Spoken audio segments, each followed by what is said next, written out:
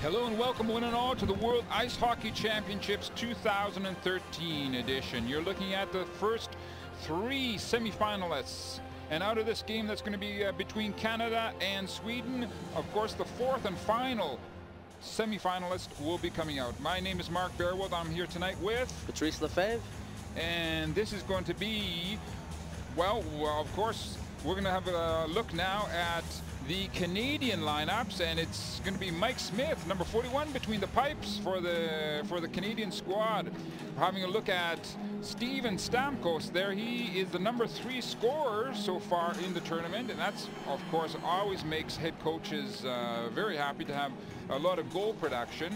Again, we're looking at Jordan Eberle, and for players such as Jeff Skinner, they should have big breakout games, what I'm looking for the Canadian side. Absolutely. If you look at Eberle, he's got 0 goals and 5 assists so far in this tournament, which is very surprising for a guy like him. So look for him maybe for a breakout game tonight. In fact. And on the other side, with Sweden, with the addition of the Sedin twins, which they played against last game, put on a show. Those two guys with Eriksson. Look for some very good creativity on their part and some good offensive play as well. And Daniel and Henrik Sedin, they obviously upped the game for the Swedish side. And of course, it's going to be huge for national pride because Finland squeaked through into the semifinals, and of course that will actually get this Swedish team going. Here we're looking at the Canadians. They're obviously coming onto the ice, and they're going to be on with the red jerseys tonight, and Sweden will have their traditional yellow jerseys with the 3 crowns on them. Absolutely, big crowd there for Sweden, looking for the 7th Met on the ice, and I'm sure it'll be a good motivation factor for them. And just like you mentioned, Mark, with Finland having won and they're going to their semifinal show, they'll try to do the same thing here with against Team Canada. And anything could happen in this quarterfinal. Look at USA and Russia. 8 for USA, 3 for Russia. Who would have thought of that before? And of course, the Cinderella team of this tournament so far is Switzerland, who will be meeting up with the USA in the semifinals.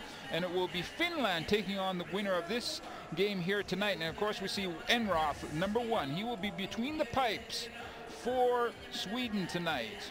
Absolutely. Team USA just going through a Russian team, and very surprisingly so. And like you said, Cinderella story from Switzerland keeps on going. So everything's possible on the ice. And as you say, look at that, Mike Smith, he's the number 1 goalie so far in the tournament. Enroth is number 3 in the tournament. And Patrick, you are absolutely right. This year, the big story has been the goalkeepers. A lot of goalkeepers have brought their top game for this tournament. Absolutely. If you look at Gerber from Switzerland, that's played unbelievable again today.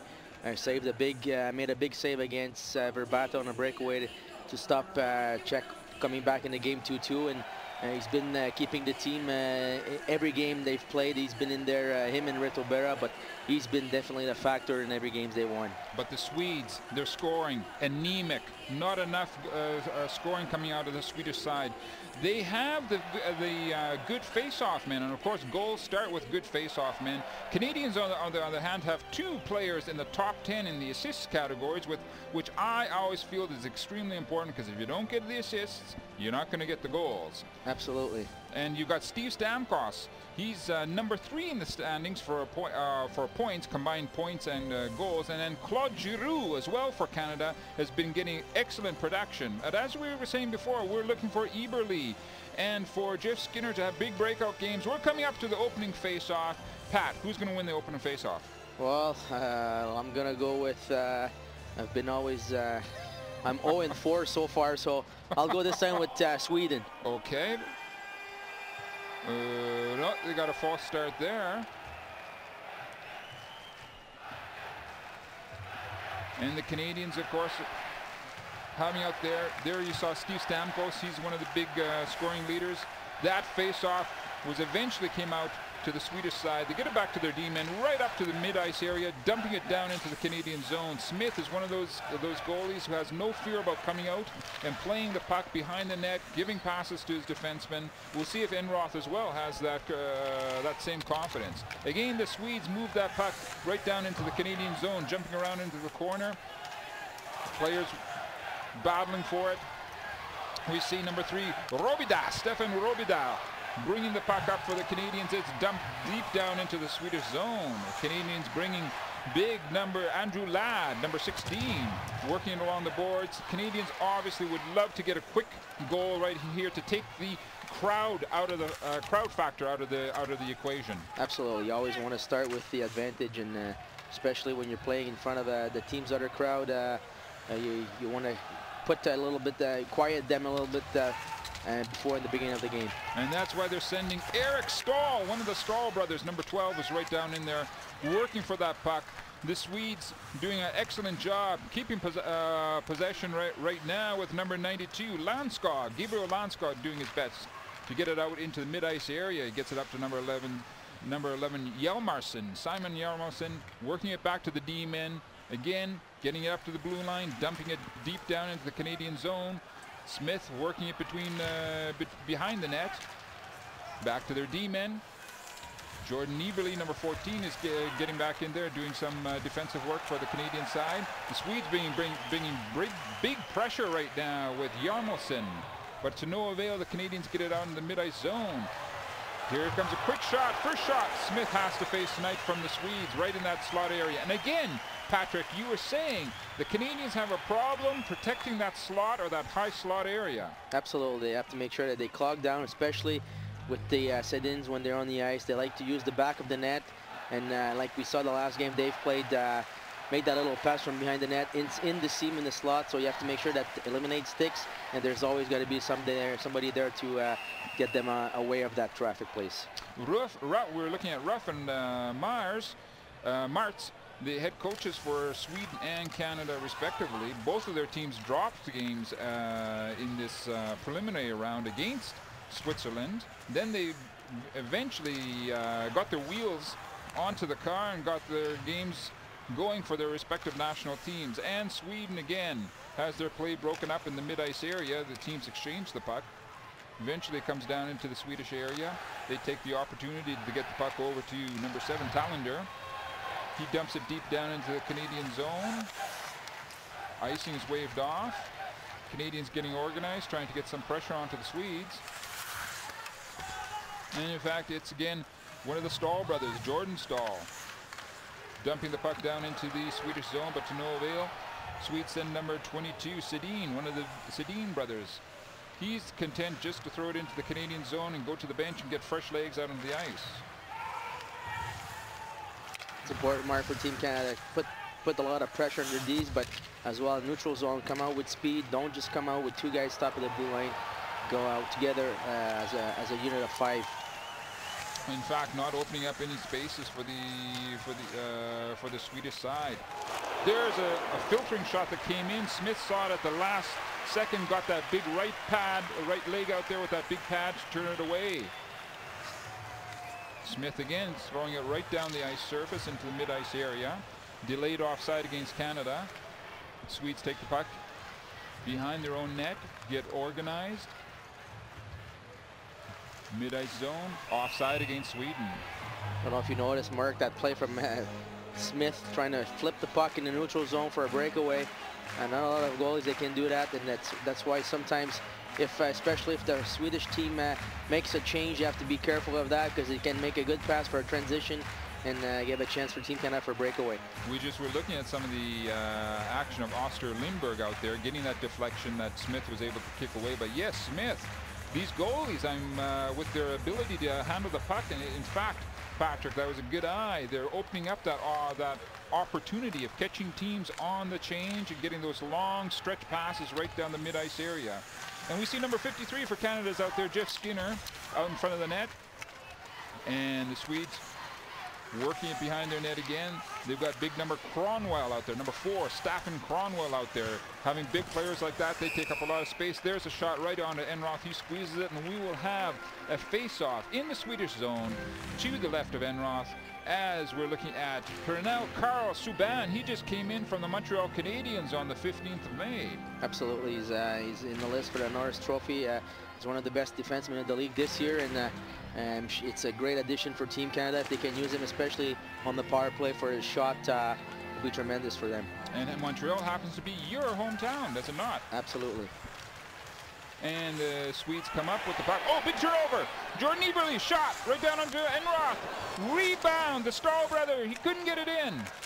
Those are the opportunities that the Canadian coach, Lindy Ruff, is looking for from his team. That line between Stahl and Eberle to get more opportunity. Here's the Canadians again.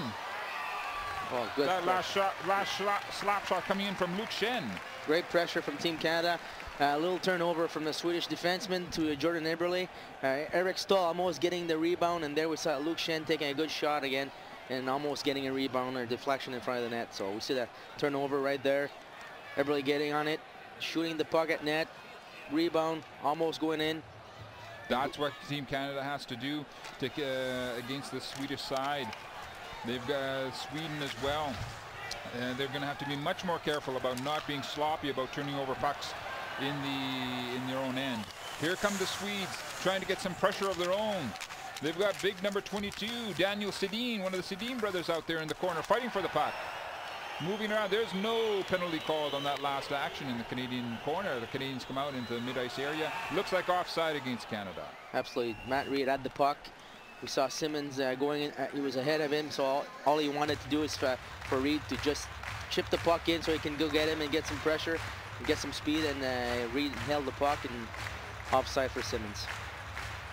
How many days do you think players need when they get flown in like this for these tournaments? They need 1 or 2 days to get acclimatized for the time change, or they get so hyped up for the games they're ready anytime, anywhere? Usually your first day, you're always, adrenaline is pumping and you're always 100% ready. It's just the nerves and the adrenaline. Offside there for Sweden. But usually it takes about 4 or 5 days to at least get your rhythm back, and your food and your drinking and everything at the same level as everybody else. So, but for hockey players, there's no excuse. You have to be ready right away. That's right. And we saw Prince Daniel, His Royal Highness of Sweden, he even came out to the game here tonight. Yeah, it's not easy for these players when they're moving across from various time zones, countries, and continents as well.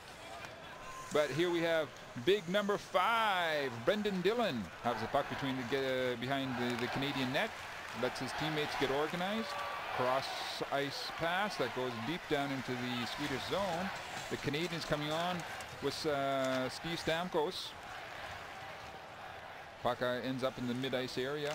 Canada again trying to get itself organized. Andrew Ladd out there doing his bit, along with Justin Schultz.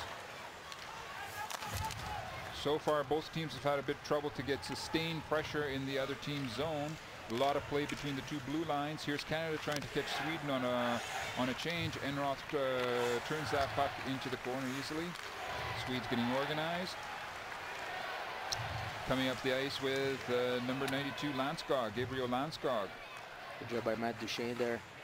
Putting pressure on the puck carrier, making him lose the puck, and creating a turnover in his own blue line. And it's all these things put together that makes the team, right? If you get 2 or 3 players that aren't doing that, there's a possible opportunity for the Canadians for a quick centering shot onto Enroth, the Swedish goalie. But yeah, if you have 2 or 3 players that aren't doing that, it creates holes. Opportunity for Jordan Eberle. Puck jumps out of the ice surface, and we get a stoppage in play. Yes, but if you get 2 or 3 players who aren't doing those simple things, they're doing it constantly well, it creates the holes where the other team starts coming right through. Absolutely. Everybody's got to be on the same page, and that's why the communication is so important as well, knowing where you're going to be or not. You see Eberle here, great chance, try to go short side, top shelf.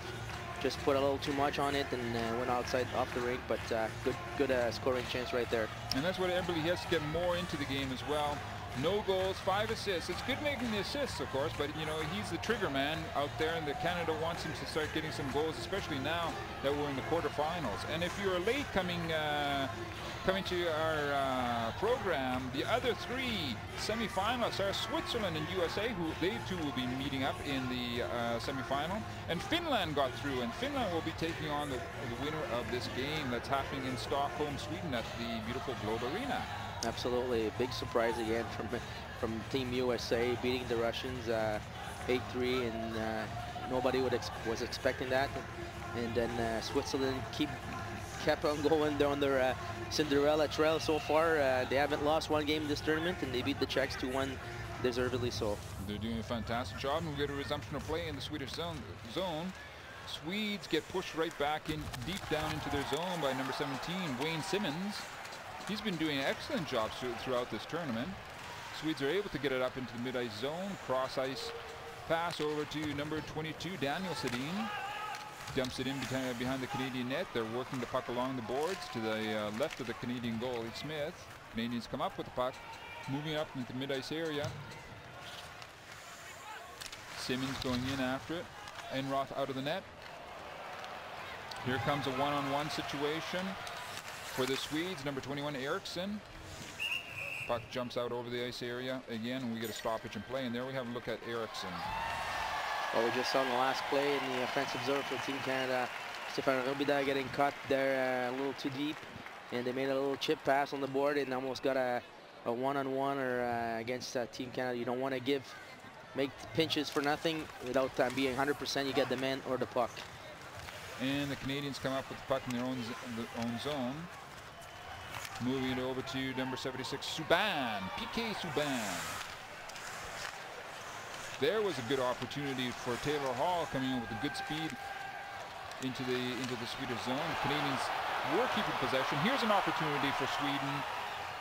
The Canadian defense recovers from a dangerous situation. The puck ends up behind the Canadian net, but as Patrick was indicating to me, there was no Canadian covering in front of Smith, the Canadian goalie, and there was Sweden had a player completely free. Absolutely, you have to be careful of that. That's why I said communication's got to be really important. Read off each other, and if your teammate is in the back with one player, that means one player is free. So you got to make sure that he's be in front of the net. There was some of the Swedish fans were saying that the Canadian player got to stick too high up into the air to knock down that puck, but the referees say play on. There's a snapshot coming in from the point onto Smith. He kicks it into the right-hand corner. Swedes working it hard along the boards. Canadians able to come up with the puck from Claude Giroux. He's been having an excellent tournament as well as far as point production. He's a good player. He's a captain of the Philadelphia Flyers, a good leader of that team, and him and Stamkos and Ladd have been doing the best. Have been the best line in this tournament for Team Canada so far. And again, there's a lot of work along the boards. We've been saying that the referees throughout this tournament are very stingy about handing out face-offs in the team zone when they say to the teams, work it out amongst yourselves, working the puck up and down the boards. And the Swedes come right back in with number 22, Daniel Sedin. And we're seeing it right there again. Both teams have to figure it out amongst themselves about for getting the puck out. And it's kept in the Canadian zone. Here come the Swedes. The rebound goes out into the mid-ice area. Jordan Eberle on the right-hand side of the ice. Keeping possession, he dumps it back down into the corner. But it comes out into the mid-ice area again. Back to Eberle. Comes along, no offside. Perfect example there. Team Canada's got to play the simple play that usually Team Canada does. That's every time you have a chance to put the puck at the net, you do it. Don't do little passes like that like Duchesne did. Somebody's at the front of the net, you shoot the puck, hope for a rebound or deflection, but don't try to make those little fancy plays because it's not going to work. And we're having a good look at Jordan Eberle, number 14, as well as Brian Canwell. Jordan Eberle, he did his junior at the Regina Pats in Regina, Saskatchewan, and moving on to the Edmonton Oilers. And we get a resumption of play just outside of the Swedish zone, back to the Canadian defense, or puck over the mid-ice line. And we get a big body check onto number 17, Wayne Simmons. Teams working it in behind the Swedish net. Canadians coming up being a bit more aggressive. Between these two teams, we could see a lot more body contact. Oh, here's an opportunity for the Swedes. Oh, it was a 2-on-1. Number 92, Landskog, doing his part. Catching the Canadian D-men again. Oh, what a bad pinch by PK Subban. Oh, and the Canadians looking a bit scrambling from their net. The Swedes are bringing the big pressure right now. Smith trying to work the puck maybe a little bit too much behind the net. Lucky there was no penalty for tripping. Ooh, some more contact. I think we're going to see more body checking and more physical contact in this game. Here comes the Canadians, and Roth turns that puck into the right-hand corner. And again, we got Taylor Hall out there, number 4 for the Canadians, but the puck comes out in the mid-ice area. Jeff Skinner does his best to try and break it up. And again, we see Smith doing a long clearing pass right up the mid-ice area, trying to catch the Swedes on a change.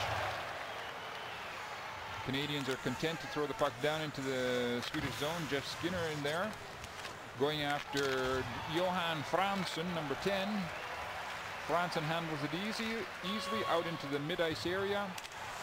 Swedes seem to be picking up the tempo a little bit in this last couple of minutes. Absolutely, since they've had that scoring chance on 2-on-1, where a bad pinch by PK Subban on the boards there. There's been some action and people are getting into it now. So, and there's a long wrist shot that comes down into Enroth, the Swedish goalie. And let's have a look at some of that. That's the last play that you were just talking about. Absolutely, bad pinch. If you're going to go, like I said before, you're going to go for a pinch. You're going to make sure you get 100% the puck or the body. And PK get the 2-on-1. They almost scored. And we saw again the chance from Sweden after that, put in pressure. And here's Smith trying to work the puck too much, and that could have been a tripping call. Absolutely, very lucky on that one. And we have the face-off in the Swedish zone. The Swedes, one of the good points of the Swedish game so far, so as Lundqvist, is that they have very good face-off men. They've got a very good percentage of winning the face-offs throughout this tournament. Like I was saying, they're very anemic from the scoring point of view. The Canadians win the puck. It's back to the point. Wrist shot coming in from number 19, Schultz, going high. Swedes handling that, throwing it down into the Canadian zone. It's the Canadian defenseman, Schultz, picking it up. Working it over to his companion, number 5, Dylan. He did a long slap shot down onto Enroth. Bouncing puck in front of the Swedish zone, Swedish net, handled easily. And once again, the puck goes off the boards out into the mid-ice area. Nice block shot by Schultz, the Canadian defenseman. Canadians trying to bring the puck down, stall, bring the puck down into the Swedish zone, trying to get something going for his side. The Canadians looking a bit flat in this last couple of minutes. Subban, number 76 for Canada, standing up, number 7, Talander at the Canadian blue line.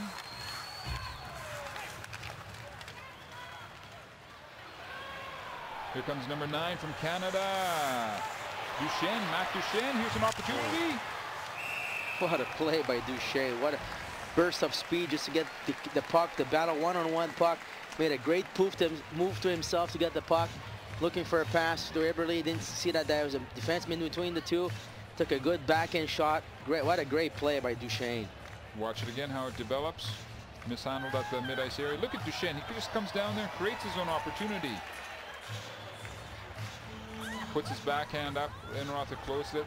That's how you create your own opportunities. There's the difference between the teams who are going to go on to the semifinals and the finals. Absolutely. What a play by Duchesne.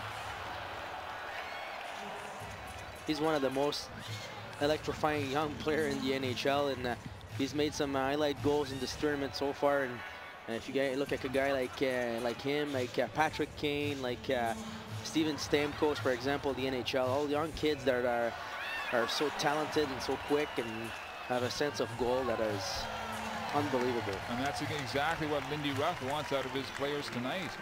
And Per Martz is communicating to his Swedish side as well. Don't get caught up into those situations that create 2-on-1, 1-on-1, or even breakaway for the Canadians, because you may get away with it once, you may get away with it twice, but sooner or later you're going to pay the price. And we get a resumption of play in the Swedish zone to the right of Enroth. The Swedish goalie comes out to the D-men, Canadians, but it's broken up by the Swedes. Coming in on a 2-on-2 situation. No offside against Sweden in that situation. There's the puck coming down onto Smith. Lots of bodies out in front of the Canadian net. Canadians getting possession of the puck and working it over to Dan Hamuse. And again, we got Wayne Simmons looking to drop the puck off to his teammates. Winds up deep down into the Swedish zone and behind the Swedish net.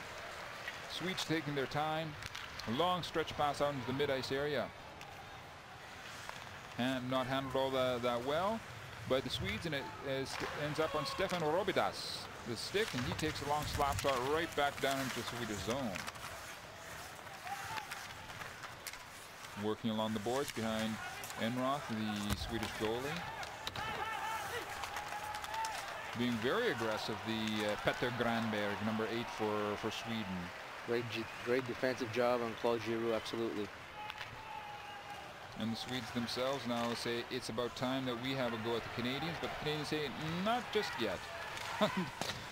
And the Canadians again bring it right down. We've got number 28, Giroux, Claude Giroux. His shot bounces off the boards all the way down the ice. It's picked up by Jay Harrison. And he puts it off to PK Subban. Here's a good opportunity. Good wrist shot on Enroth. Puck bounces around in front of the Swedish net. Canadians can't keep it in. Jeff Skinner throws it right back at the Swedes. Last one we just saw a perfect example of what PK Subban can do, and going hand to hand with his speed and his stick handling, and he's got that great release that is always dangerous. And it's Jeff Skinner bringing it down, throwing it around the other side of the ice, picked up by Taylor Hall. Possible opportunity for Sweden there.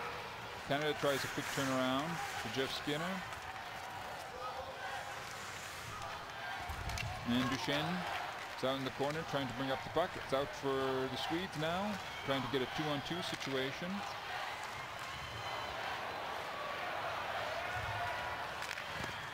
Long slap shot from the Stahl brothers.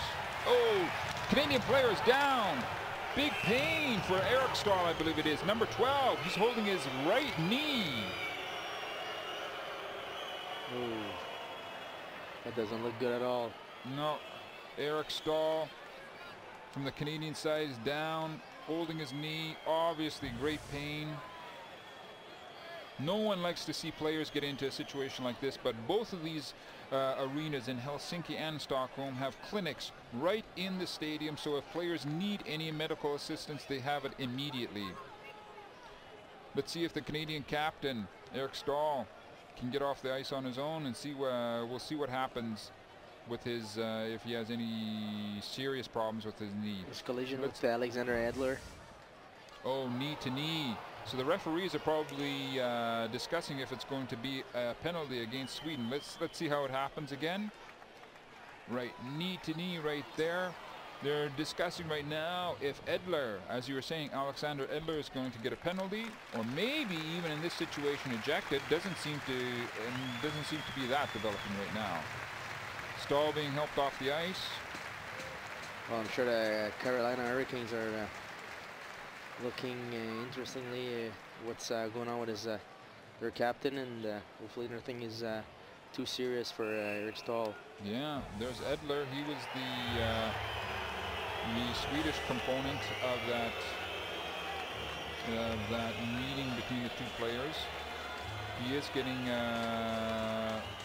well, I thought he was getting a penalty, and now he's going away from the penalty box. There's Stahl. He's going. I don't know if he's got 5 minutes.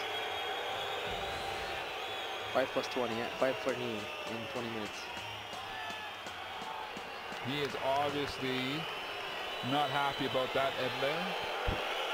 What do you say, Patrick? There was no really bad intention on that, or you really can't say? Well, right when you saw the replay, you don't see that it's really intentional, but he didn't make a move away to get away from it either. So right. His body position was the same as Eric Stahl, but when you see a guy in a vulnerable position, usually you're the one that's responsible to see what's going to happen of your action, and he didn't make a move to get out of his way and collided with his knee. So I think it's the right call.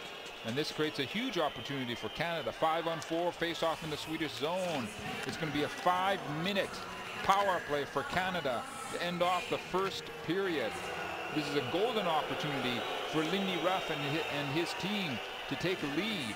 This will be obviously a huge test for the Swedish side. Absolutely. Team Canada's got a 5 minutes power play. They got a lot of time, so they can't rush things, but they got to work hard too. They got to have communication, because Sweden is very dangerous too. They can create a lot of scoring chances even at 4 guys. So Team Canada's going to have to work hard in that for sure. Team Canada having a bit of a problem getting that puck into the Swedish zone. In fact, play is whistled dead right now.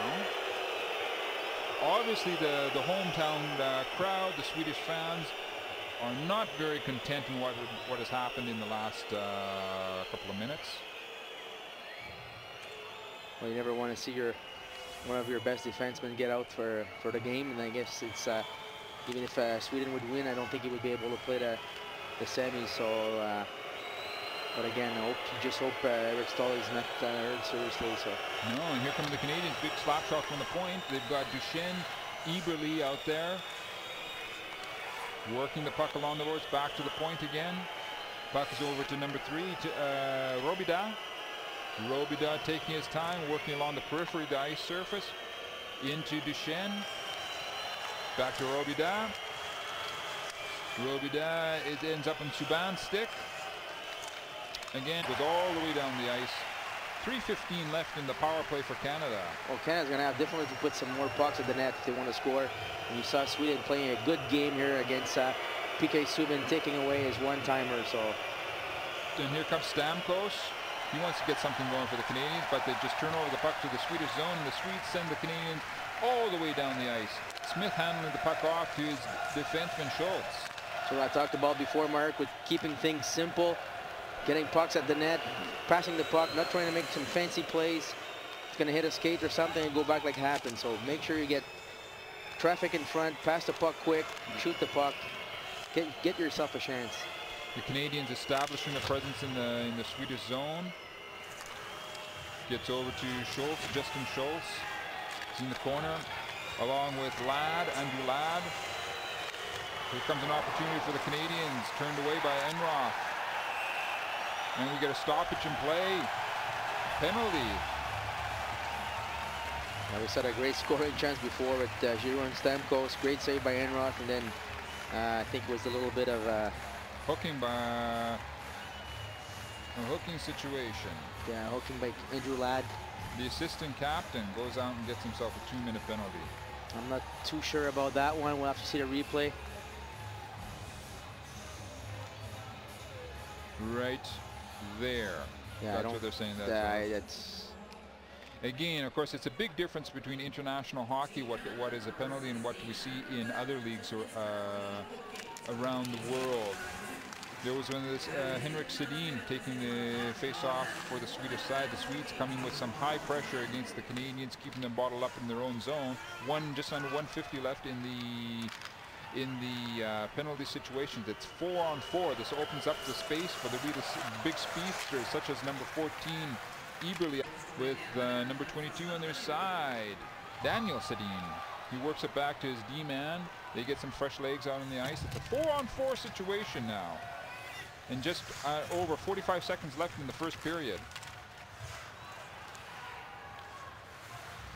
Canadians getting their play broken up in the mid-ice area again. It goes back to Ryan O'Reilly. And again, Subban trying to get some sort of pressure on the Swedish net in these dying seconds of the first period.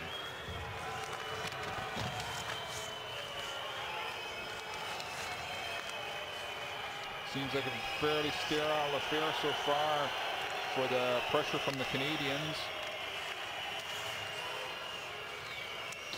Just under 10 seconds now left in the first period. Puck coming right back in Enrock again. That rebound gets swept away just at the last second. And that's it. That's how it finishes the first period between Canada and Sweden, 0-0. Both teams are off to their dressing rooms as we have a look at Smith, the Canadian goalie. Both head coaches will obviously have something to say to their players. We will be back in just over 10 minutes time.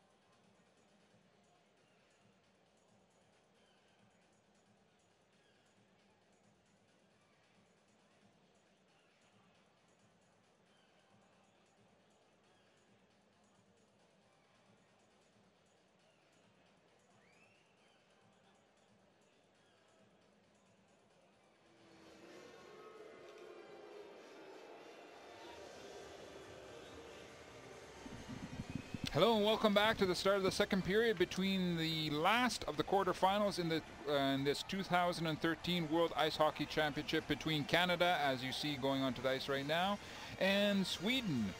Patrick, what were the coaches saying to their players between periods? Well, I think for Team Canada, they gotta get some more shots at net and create a little more offense, going with speed in the neutral zone and keeping things simple, keeping things wide and crashing the net through the middle, and having even the net drive from the fourth man coming.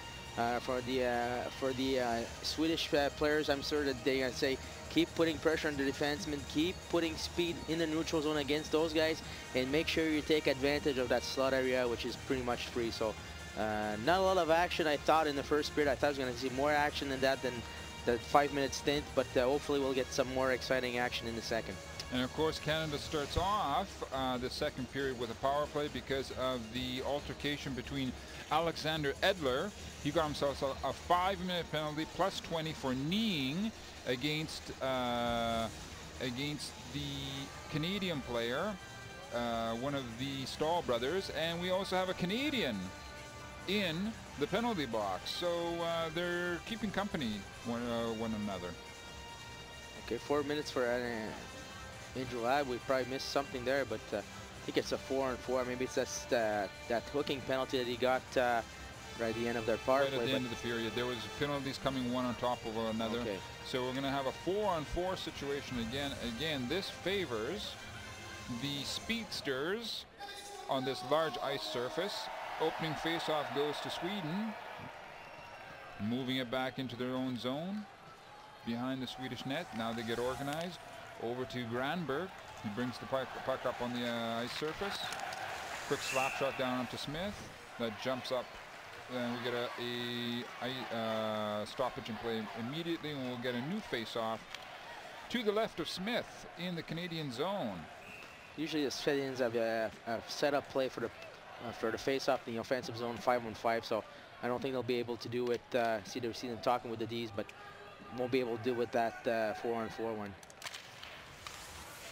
Swedes win half of that face-off, but it's picked up by Dan Hamhuis, bringing it deep down into the Swedish zone. Canadians buzzing around the Swedish net. Hamhuis keeping the puck down into the Swedish area. Goes over to the other side. 10-second power play for Canada there. 5-on-4 for Canada. Here comes the one slap shot. Goal! Canada! Look at that! There you see it, Mark. Simple play. Puck to the Ds. Shot. Somebody in front. Deflection, I think, from Steve Stamkos. There you go. And it looks like Steve Stamkos picking up a goal, the first opening goal and the only goal so far. Let's see how it develops. Right from the point area. Puck goes right back to the point. Canadian one-times it. Coming in. Deflection. We'll see it again. There's Stamkos. Gets the deflection. Goes. And it works again. Ladd working back to the point. Slap shot. Stamkos gets the deflection. Goes by the right of Enroth into the net. It's 1-0 Canada. Simple play.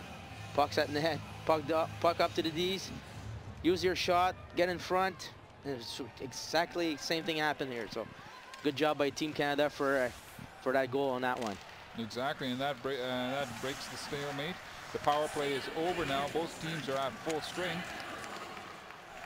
And as we have the Swedes keeping possession with Landskog keeping the puck in the Canadian zone. And his teammate Cronwell works it behind the Canadian net. Aren't able to keep it in the Canadian zone. Here come the Canadians with Eberle throwing the puck right at Enroth. Bounces off into the other corner. I think the word in the dressing room was shoot, shoot, shoot, and from everywhere. So we just saw Eberle there just going with speed, protecting the puck with his body and getting a back in that net. So. And the Canadians are looking perkier at the beginning of this second period. Obviously, they see bringing pressure right there from Matt Duchene onto the Swedes. They can sense that maybe this could be their moment for the Canadians. They would love to pop in 2 or 3 goals right now in the next couple of minutes. The Swedes have to keep their poise, don't get too far back on their heels, stick to their game plan. Absolutely. Just saw that flip there from PK Subban, giving the puck back to the Sweden to get make a rim or a shot or something, but not just give the puck away to Swedes goalie, and then they have puck possession. So might as well come back on yourself or do something else so we can recuperate the puck. There's Steve Stamkos. We'll have a look at his last goal. As it comes in from the point, he gets the deflection right in the net. 1-0 for Canada. And in fact, we saw an excellent slap shot from the Swedish player right down onto Smith. Had to make a good save. And there we see Par Martz again. He's in a bit of a situation where he has to look up and down the bench and see if he can't start getting some different combination of players to get some sort of goal production out of his team. As we were saying before, it's been very anemic from the Swedish side so far this year. There was a big turnover that almost changed the situation for the Swedes. They weren't able to squeeze it. And then I was trying to make a pass, but took his lead up for a second and lost the puck, so almost gave a good scoring chance for Sweden. And Dan Hamhuis is in the corner. Swedes trying to work the puck out in front of Smith, the Canadian goalie. It bounces off into the left-hand side of the ice. Ladd throws it down into the Swedish zone, following it up, trying to bring some pressure onto the Swedish players, forcing them into attacking against the Canadians. Here are the Canadians. Here's a good opportunity for the Swedes. Slap shot turned away. Bouncing off into the corner. Once again, the Swedes throwing it right on the net. There was a rebound there, but picked up by the Canadian defenseman. And that gives Duchesne an opportunity to come back down onto the Swedish side. Great burst of speed by Duchesne again, trying to use the defenseman as a decoy to shoot that puck. And it's the Eberle, Duchesne, and O'Reilly combination out there. And it's Ryan O'Reilly right now working the puck behind the Swedish zone. Nice opportunity created by the Canadians. What a great play by O'Reilly, using the back of the net, making everybody turn their backs to the play, and Jeff Schultz coming in late for a good one-timer. So great play here, good heads-up play by O'Reilly. One thing Team Canada's gonna have to do is keep the puck behind the Swedish defenseman, not try to make the little pass in the neutral zone to create turnover. They have a great transition game, so just got to make sure that they play a safe game, especially in that area. And that was Justin Schultz getting that last shot onto the Swedish zone. We get a resumption of play in the Swedish end of the ice. Canadians bring some more pressure, trying to bottle up the Swedes. And they get a break, almost got a turnover between Duchesne and Eberle. But if they keep that up, sooner or later they will get results for that, the Canadians. The Swedes have to try and get some more offensive action against the Canadians, but just like now. Oh, good play. Right there, Campbell had to eliminate the stick in front of the net, and he didn't. Almost got a deflection from Halmarsson.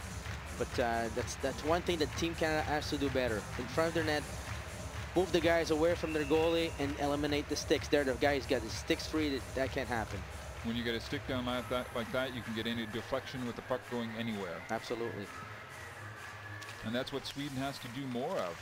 Winning the face-off and creating more opportunities for themselves. And that puck bounces up out of the over the glass and into the netting. There we have a look at what the Sedin brothers, Daniel. He just came in with his brother from the Vancouver Canucks a few days ago, making their contribution not only to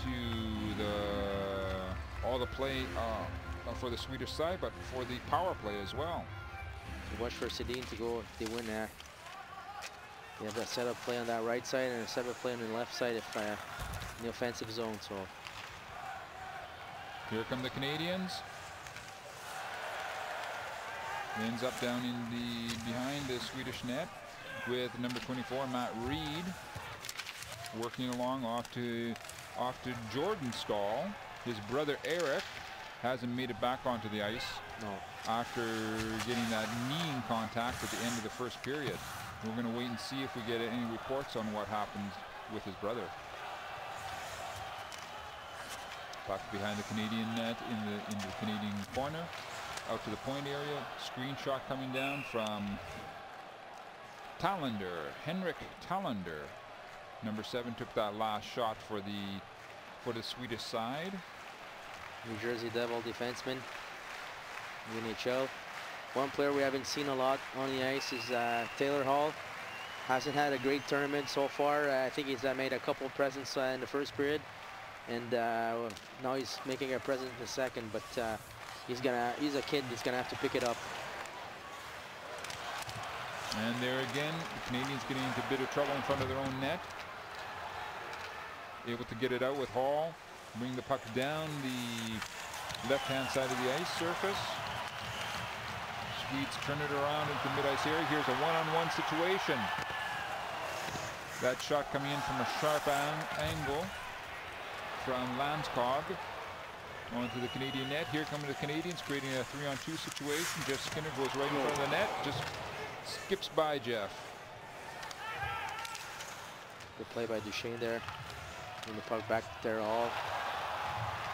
Here come the Swedes trying to create an opportunity. It was broken up with the Canadians. Breakaway for Canada. Denied. There was number Stamkos, number 91, denied by Enroth. Big breakaway for the Canadians.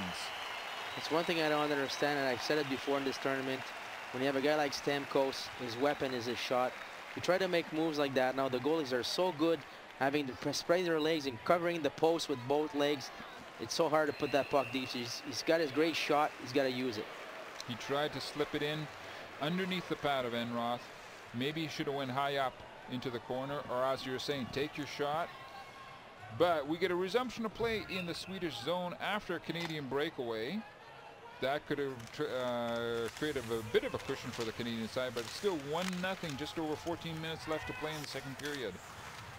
Swedes trying to look for that long stretch pass. Ends up on the Canadian player's Schultz's stick.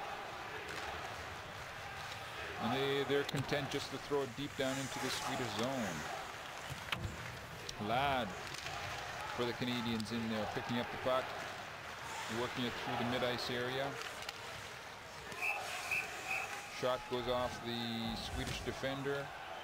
We get a stoppage in play. And here's a bit of a fight, a bit of a scrimmage getting going from Giroux, Claude Giroux for the Canadian side. Stamkos is getting in there, getting an exchange of opinions between the various players now. The referee's getting a bit with Lundqvist. Number 20 from the Swedish side, Joel Lundqvist, is involved, the assistant captain. And we're going to get some penalties coming out of this situation. We'll see exactly what the referee decides. This is how it developed, that last action. The Canadians coming down, wrist shot onto Enroth. Look what happens behind the net. Cross check in the slashing against Giroux. Was Jamie Eriksson started everything with Giroux. Stamkos continues on with Lundqvist.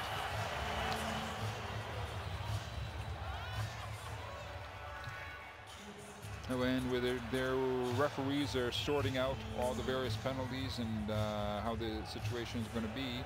Play will resume in the Swedish zone with Canada up 1-0 on Sweden with 13:40 left in the second period.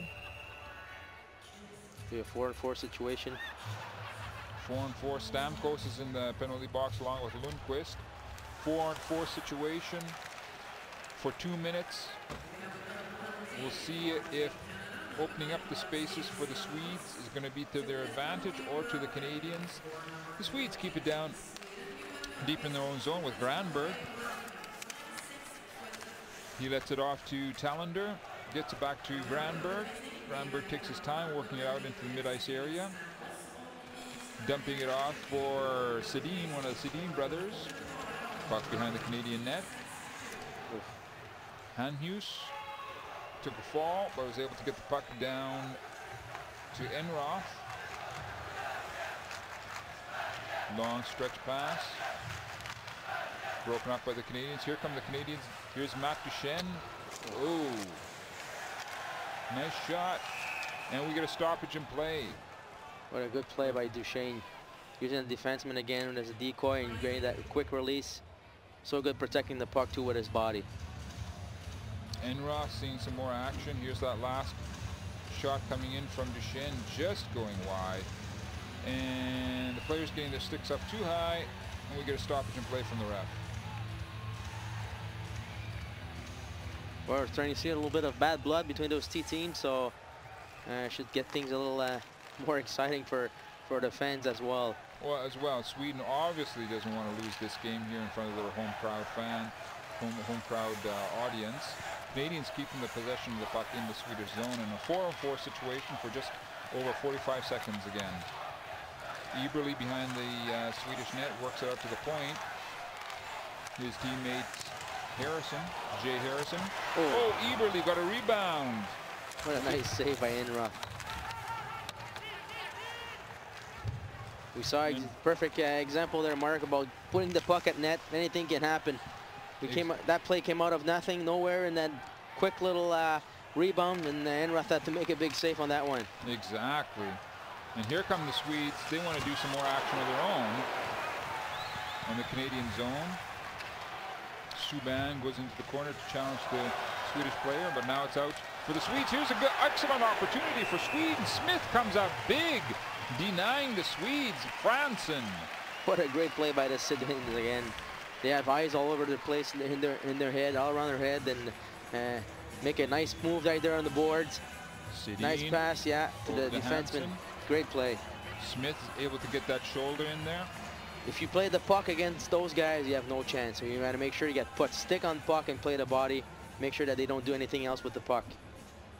Franson and Sedin seem to be gelling together. We'll see if they can get a few more opportunities. Coming up on, both teams are at full strength right now. It remains 1-0 for Canada. Canada coming out of its end, getting reorganized, getting a few fresh legs out onto the ice. Jordan Stahl is out on the ice right now. As we were saying, Eric stayed in the dressing room because he had a knee injury in the first period. Here's Eberle. Quick shot onto Enroth. Turned away. Good pressure by Team Canada right now. And we see Robida, Stefan Robida, working it up the ice surface. Taylor Hall trying to cause the Swedes to cough up the puck. And he does. Here's an opportunity for Canada. Wide. Taylor Hall again from behind the Swedish net. Here's another opportunity for Canada. Big scramble in front of the Swedish zone. Swedes are able to get up in the mid-ice area, dump it down, immediately get some a line change out onto the ice surface. The Canadians do a quick turnaround with Brian Campbell out there on the defense, number 51. That was good pressure by the kids lying there before that with Eberle, Duchesne, and Hall. Ladd gives a good body check right behind the Swedish net. Luke Shen responds for the Canadians, getting the puck up to his forwards.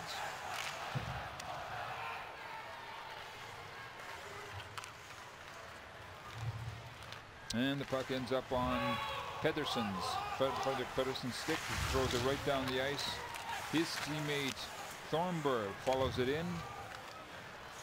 Swedes go for a change. Canadians keep possession behind their net.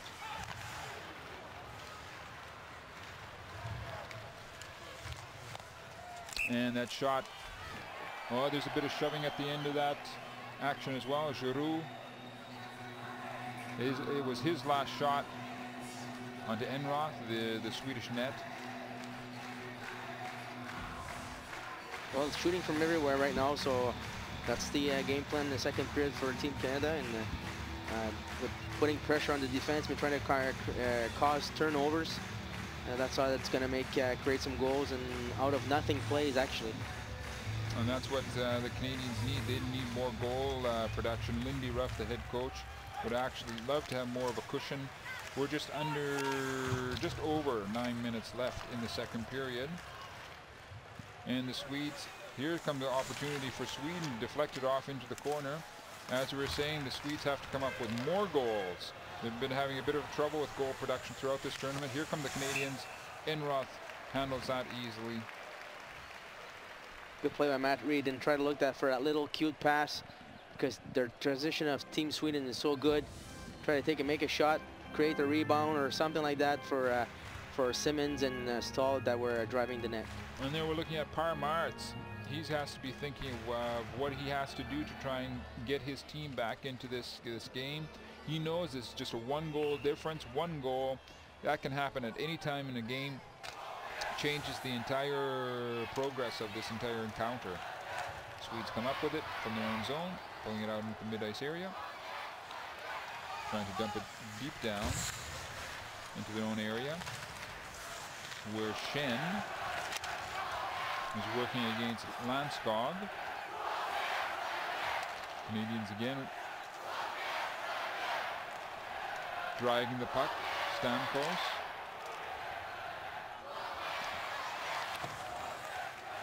Swedes responding by bringing it in deep down with Landskog into the Canadian zone.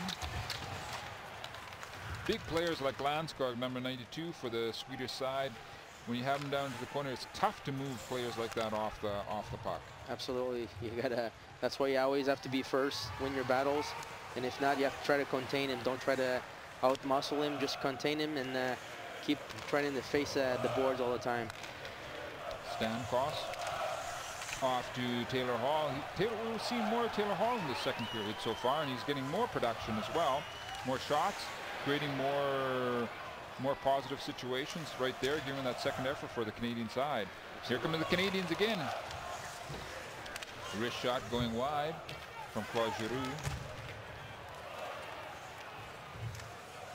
Oh, nice pass.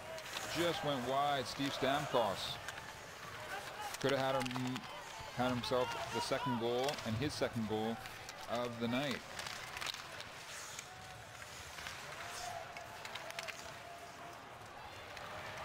Talking about Taylor Hall there before, Mark, with the injury of Eric Stahl, so it means he's going to have some ice time, and hopefully he'll get use of that opportunity. That's right. He seems to be responding to the call from Lindy Ruff so far. Absolutely. Steve Stamkos out there for the Canadian side. He has the only goal of the game so far. Swedes again working in their own zone and getting their attack organized.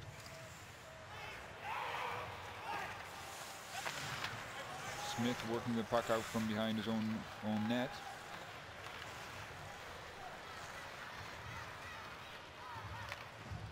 And the Canadians dump it down into the Swedish zone. And it's met there by Fransson. They're trying for a fast break out of their own zone, but to no avail. Here come the Canadians trying to catch the Swedes on a slow line change with Matt Duchesne out there dragging the puck behind the Swedish net. Jordan Eberle as well, trying to dig the puck out from the corner. It bounces out to the Swedish players, and they're trying to create a 2-on-1 situation with Danielson. His shot goes wide. Jordan Eberle pops it out to the Canadian teammate, and Matt Duchesne follows it up. The teams have changed the puck in the mid-ice area. Off to O'Reilly, Ryan O'Reilly, number 91.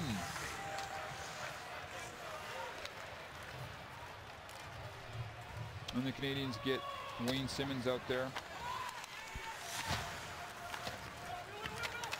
And Simmons picks up the puck again, getting organized for a side. Quick filtering pass in front of the Swedish zone.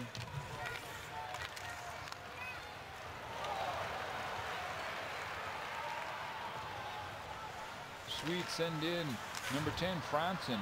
Johan Fransson, but he gets sent right back down into the Swedish zone. And Matt Reed, number 24 for the Canadians, comes down and forces Enroth to cover the puck. And we get a stoppage in play right now. Canada walked into this tournament ranked number 5. And Sweden came in ranked number 4. And we're seeing some of the action that's been, some of the shots that have been coming in. There we saw the captain stall when he got kneed in the first period, number 12. Edler getting the boot for the Swedes. And there came the goal for Stamkos. We talked about getting some shots at net, and Stamkos was in the slot area and just put his stick on it, and good deflection. Could have had a second goal, that breakaway. Enroth stayed with him, squared to the puck. Didn't bite for anything, and just made a great save there. It could be a 2-0 lead for Team Canada, but Enroth is holding the team Sweden in the game. Next few minutes could be crucial for this entire game. If Canada, with the last 5 minutes in the second period, another goal, taking a 2-0 lead into the dressing room, would mean loads for the Canadian side. There we see the 3 crowns that are on the front of the Swedish jersey. Obviously, the Swedes desperately want to get into a tight situation, taking a tight situation into the dressing room. And to that effect, the Swedes bring it right at the Canadians. Schultz goes down for the Canadians in their zone, and it's a delayed penalty against the Swedish side. Canadians trying to get their goalie out of the net. There goes Smith. He's going off to the bench right now to get that 6th attacker on the ice for the Canadian side, because there's a delayed penalty against the Swedes. It's 6-on-5 right now for Canada because of delayed penalty call. And there we get the stoppage in play, and the Swedes will, Landskog, number 92, will get 120 seconds to sit down and meditate on what he was doing out there on the ice. Here, going into the corner, looks like he did a bit of a clutch and grab situation onto Schultz.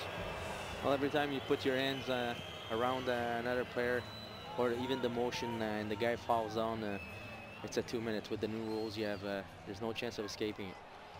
And that is exactly what Parmarts didn't want to be happening in these dying minutes of the second period. It's a power play for Canada.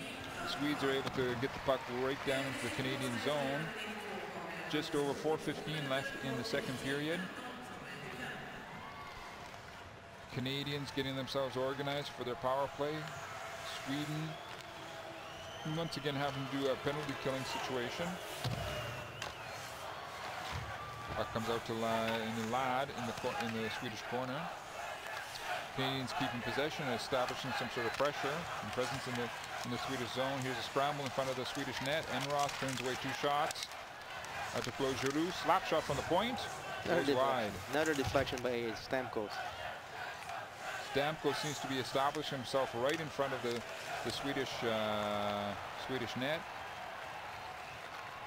Just over a minute left in the power play for Canada, and just under 3.5 minutes left in the second period. Canadians dump it down into the Swedish zone, and that's turned around by Cronwell. Here's a possible short-handed opportunity for the Swedes.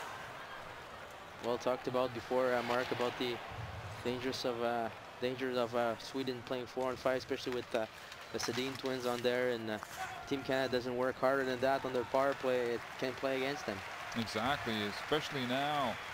Just under 30 seconds left in the power play for Canada. Canada again having a bit of a lackluster power play situation. Saban out on the point.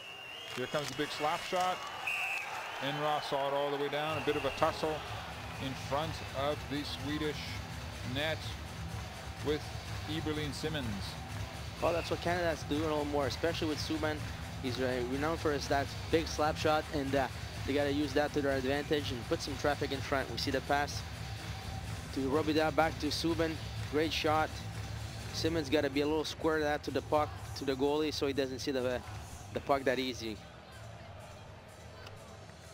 There's some advice coming in from the crowd for the Canadian players. For Subban's mom.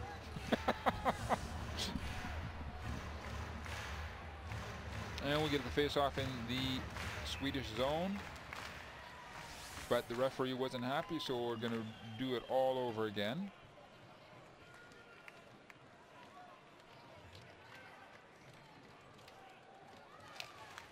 Now they get it right.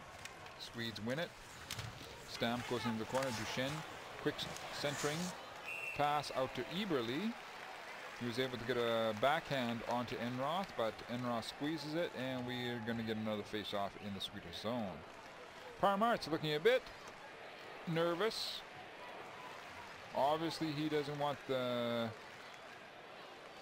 get his team into deeper problems with the last couple minutes in the second period. And again, we will redo the face-off. Persson is thrown out of the face-off area for Sweden. Lundqvist comes in. You mentioned, Mark, Sweden's doing a great job on the face-offs. They're doing very good. You just have to put a few other elements together. Subban's shot goes off into the corner. Teams are back at full strength. Sweden trying to get itself organized.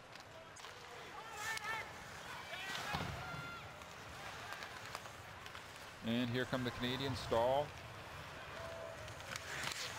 Snapshot onto Enroth. He covers it up again.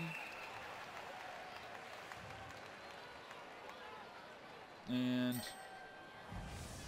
there's Jordan Stahl. His brother, as we said again, remained in the dressing room after getting kneed in the first period. Playing from Sweden, arguing about guys making head moves if they're being hooked a little bit. So just a show of frustration by the Swedes. Exactly. They've been doing all that they can possible, but they just can't get any type of real pressure or penetration or a number of good scoring opportunities on the Canadians. Let's see what they can do now. 1 minute 30 left in the second period. That was a good snapshot coming in from Thornburg, but easily handled by Smith. We will now have the face-off in the Canadian zone to the left of Smith. There's Thornburg. He was the Swedish player who had that last shot onto the Canadian net. We'll expect Daniel, once he wins the face-off, to go directly in front, especially Eriksson.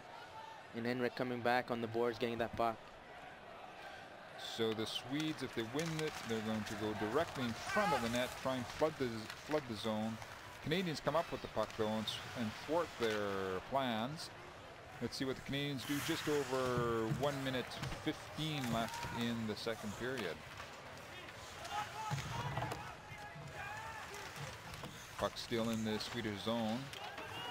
Working along the boards with Ladd and Giroux. Swedes are able to come up with the puck.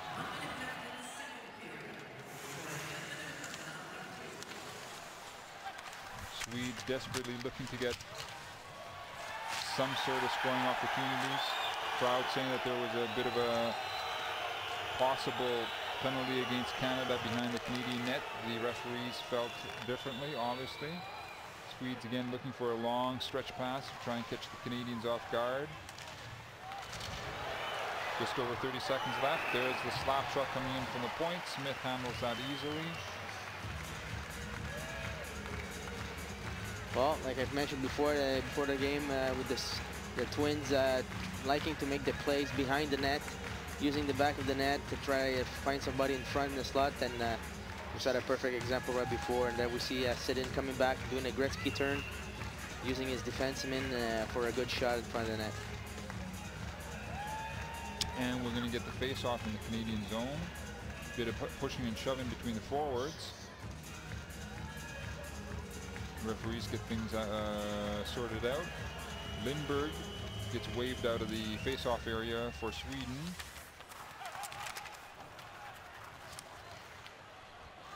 Canadians come up with the puck, are able to get it out into the mid-ice area.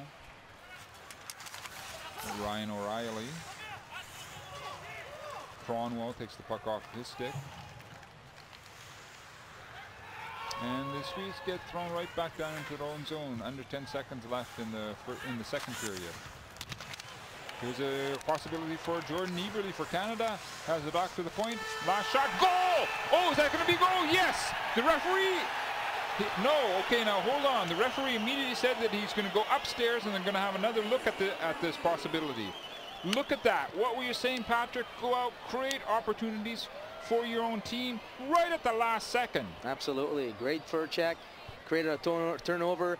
Great smart play by Eberle that saw Subban in the back coming in. Subban didn't think 1 second. Put the puck in front. A good deflection. Now watch up in your right-hand corner. Was there still time there? No, I think it was all. No. It was already zero. Yeah. I think they're going to wave that goal off. A little closer than that on the real life. Yeah, but no, I think they're going to wave it off. Obviously, it had come to zero before that puck went in.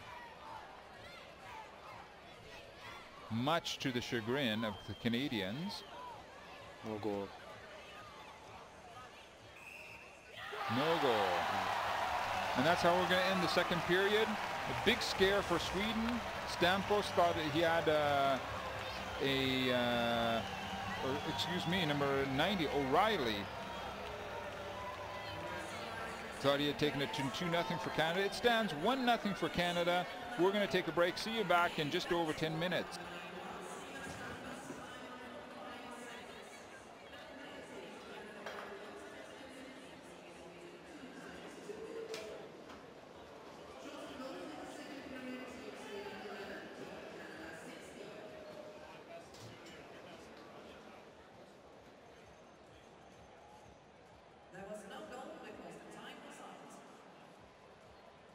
Ja, då sammanfattar vi den andra perioden.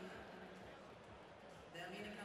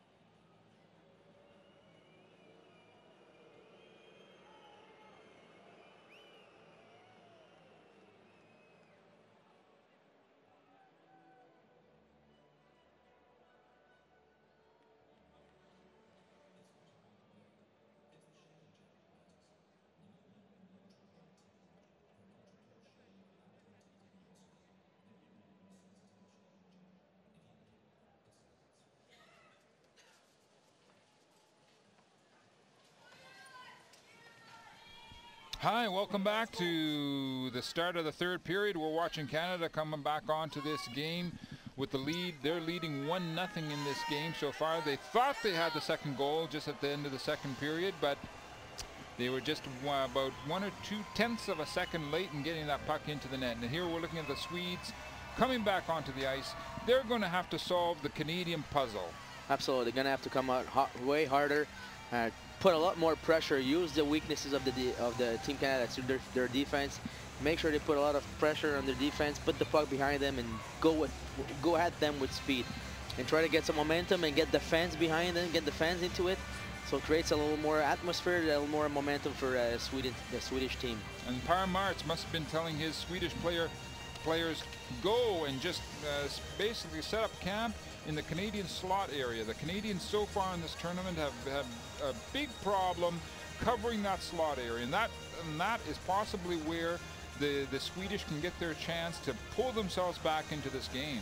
Absolutely, and that's the thing. They have to take advantage of it. They have to put a little more players, more shots at net, and get a little more traffic in there, and hope for a rebound or deflection, and get a greasy goal like we say back home in Canada.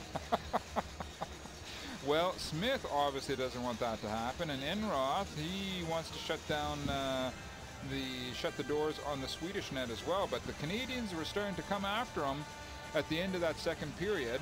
And in fact, the referee for that possible second Canadian goal, immediately he gave a goal, and then he changed his mind. He says, we're going to go upstairs and have a look at it, and it's a good thing he did because it was late getting into the net.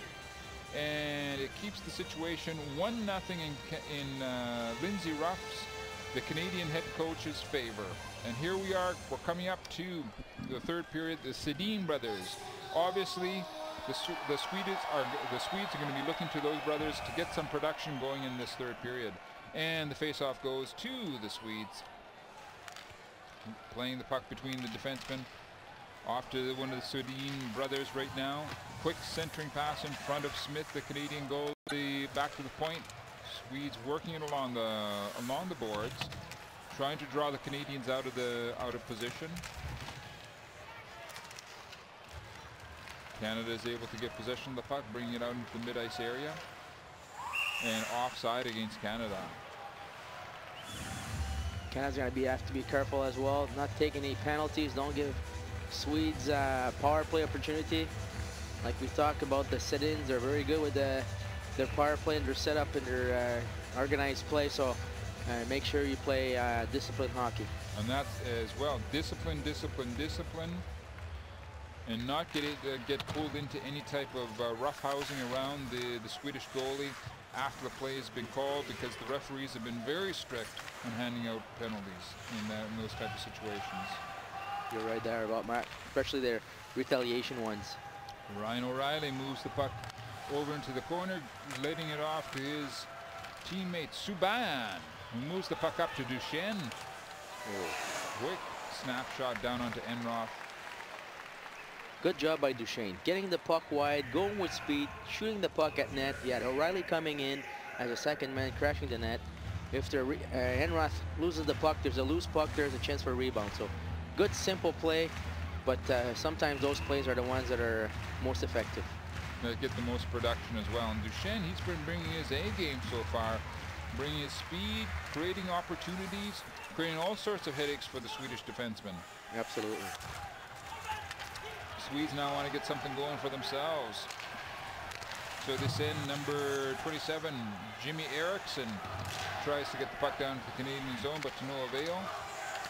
Simmons comes up for Canada, throws it in behind the Swedish net.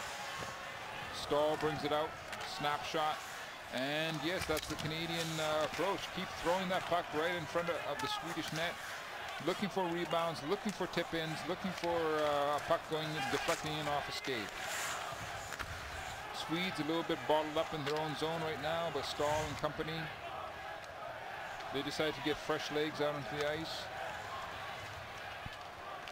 Sedin to Sedin, one brother to another with the pass.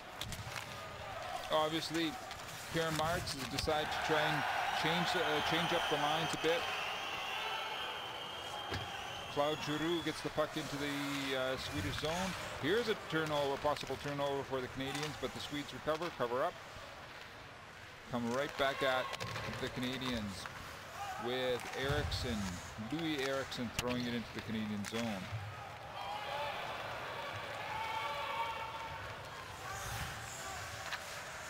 There we see Stamkos, Steve Stamkos being first onto the puck.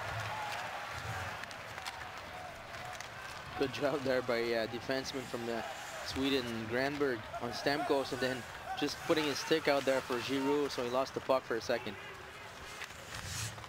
Canada again bottling up Sweden in its own zone. Taylor Hall keeping Tallender behind the net. Canadians will get a big turnaround now. Comes Taylor Hall throwing the puck at Enroth. Bounces up over the glass into the netting. We get a stoppage in the play. Well, bad pass by Henrik Tallender coming out of his zone. Gave the puck right back to Team Canada. Had a chance to create a counter-attack, and unfortunately Taylor Hall's shot was deflected outside. Right now in these type of situations, often teams look to their captains to rally the troops, to get the players on the same page of the book. Canada lost its captain, Stahl, who was hurt in the first period. And now we see Jordan Eberle bring the puck into the Canadian zone, but it jumps up out over the blue line. Canadians are going to have to do it all over again. Team Canada's gonna have to be careful with those little passes there, like Eberle did. Can create a turnover. You got to keep the puck behind the defenseman. If you don't have a play, you put it behind them and get a good forecheck going. Here comes Sweden. Long slap shot down to Smith. Bounces into the corner. Thornburg takes the Canadian defenseman off the puck. Bounces out into the mid-ice area. Swedes able to keep possession of the puck.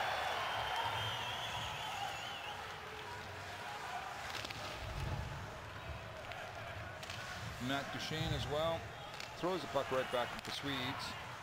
Teams getting fresh legs on the ice. The Swedes tried to do a quick turnaround, but the Canadians were able to get their defensemen out on the ice.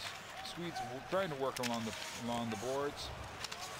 Here it comes out to the defenseman Tallender from the point. It isn't able to get a good shot in. Here's an opportunity for Sweden. Oh, just rolls to the left of Smith. There's a perfect example of that slot being open for Sweden. Here come the Swedes again. Puck ends up in Smith's glove hand. Saw Lennon-Skog try to make a pass, got deflected by the defenseman, and the puck was loose, and he was able to recuperate the puck and take a shot. So Team Canada's got to have to be a little more aggressive on that. Here we see him again getting a pack again inside 4 Canadian players and not being touched for it. Oh, just going wide. Looking a bit better, Sweden, right now. There we can see again that last attacking opportunity for Landskog and the Swedes. Well, they have no choice to put pressure on Team Canada, and they have to create a lot of try to create turnovers like what happened and put pressure. And like we've talked before, get shots in front of the net and be in front of the net for deflection or screens. Of course, if the situation prevails, the longer it goes on into the third period, the Swedes are going to have to start risking with the defenseman. Penalty coming. The penalty coming up right now, probably against Canada. Delay of game. Delay of game. This is the opportunity that Par Martz was looking for.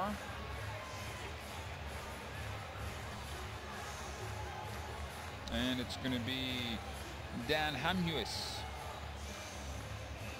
in the penalty box for Canada. The Sedin brothers are out on the ice for Sweden. We have the face-off in the Canadian zone. Swedes keep possession in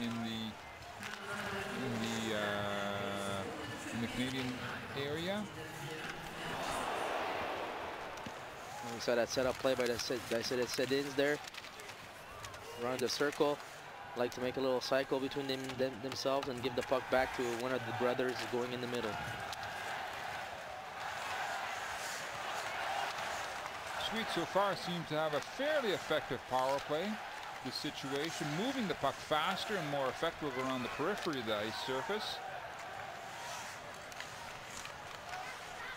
Here's the big slap shot from the right. Goal, Sweden!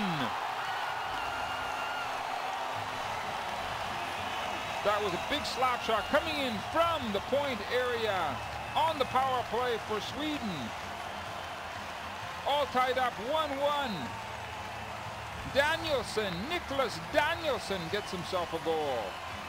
Well, we just saw the Sedins and controlling the puck behind the net and going on the half boards, cycling between himself again like we talked about. Again, there's that cycle I talked about, going in front, bring some traffic, great shot. Nothing Smith could do, he can see the puck. Watch up from the point when the slap shot comes. There it is. Look at all the bodies in front of Smith. 1, 2, 3, 4, 5, 6. They were clogging up the point, the slot area in front of Smith, the Canadian goalie. We have the game is all tied up. 1-1, Canada, Sweden. Just over 14 minutes left in the third period. And now we have a game. Exactly. Oof. Oh, look at Smith. Almost mishandled that puck. Bouncing it out in front of his empty net. Here come the Canadians. Maybe this is a wake-up call for the Canadian players. Now the fans gonna start getting into the game and give a little more adrenaline to the Swedish players. And the Swedes all of a sudden have definitely picked up the tempo of their game. Canadians forced to throw the puck right down the ice surface. Icing against Canada. Well, amazing how one goal can change the entire pace of a game as well. There we're looking at the goal scorer for Sweden. Again, look at his big slap shot, one time yet right from the point. Danielson. There it is. The Sedin brothers, as you were saying, Patrick, cycling the puck right back to the point. Simple as that. Get it back to the point. Clog up the slot area. Take away the visual field from the goalie. And they got themselves right back into the game. All tied up, 1-1.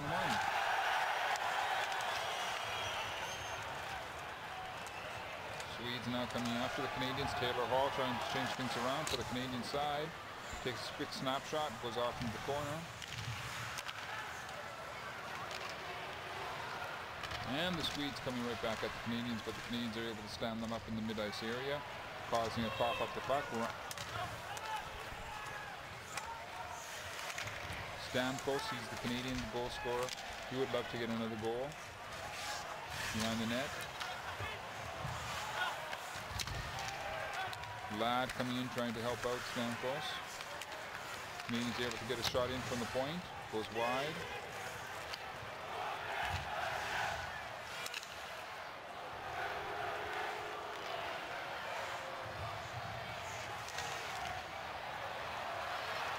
And here comes Sweden once again, throwing it deep down into the Canadian zone. Thornburg out there for the Swedes. He's been having an excellent game, getting a lot of ice time right now. Takes a long snapshot down onto Smith. Tries to follow it up.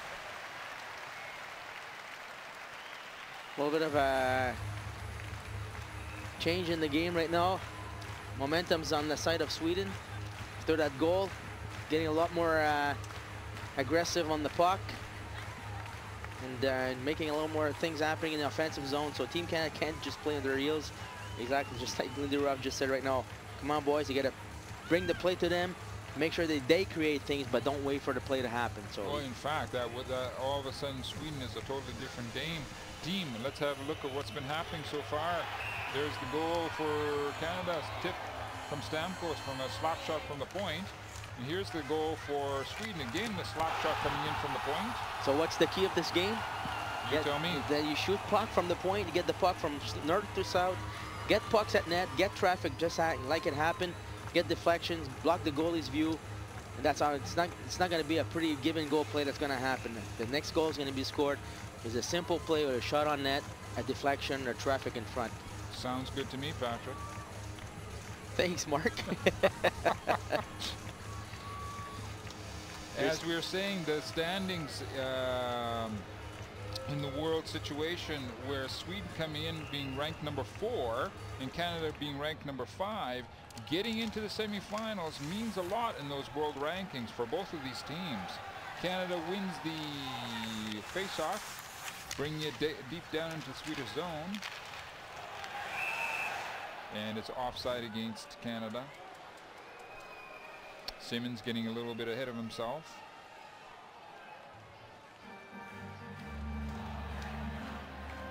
Ruff seems a little bit more preoccupied than he was before. Rightfully so. That's why, well, when you got the Sedin brothers out there, as we were just looking at them, they make things happen. And, of course, you want a little bit of a cushion. Here comes Stahl. Quick snapshot in on Enroth from Matt Reed, number 24. Enroth covers up and we'll get a face-off in the Swedish zone. Good play by Reed, getting the puck in his skates, getting a quick release, not trying to make a little deke or a nice little play. Just put the puck at net. Then what happens is there's an offensive face-off, and if you win the puck, then things can happen. Exactly. Now it's 5-on-5. Canada, Sweden, all tied up 1-1. Puck bounces out into the mid-ice area. Subban throws it deep down into in the Swedish zone. Puck gets by Eberle. Out onto Langscott's stick. And that shot from the point area jumps out from number 11, Jarmosen. Jumps out into the crowd, so once again we get a stoppage in play. There was good stick work there by PK Subban, putting his stick right in front. So if that shot went in, it was deflected outside. Getting a good crowd out here tonight for watching this quarterfinal. Just over 11,000 in Stockholm.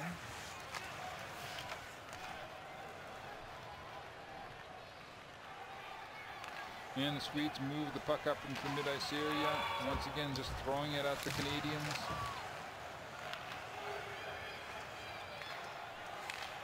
Canada is able to push the Swedes back.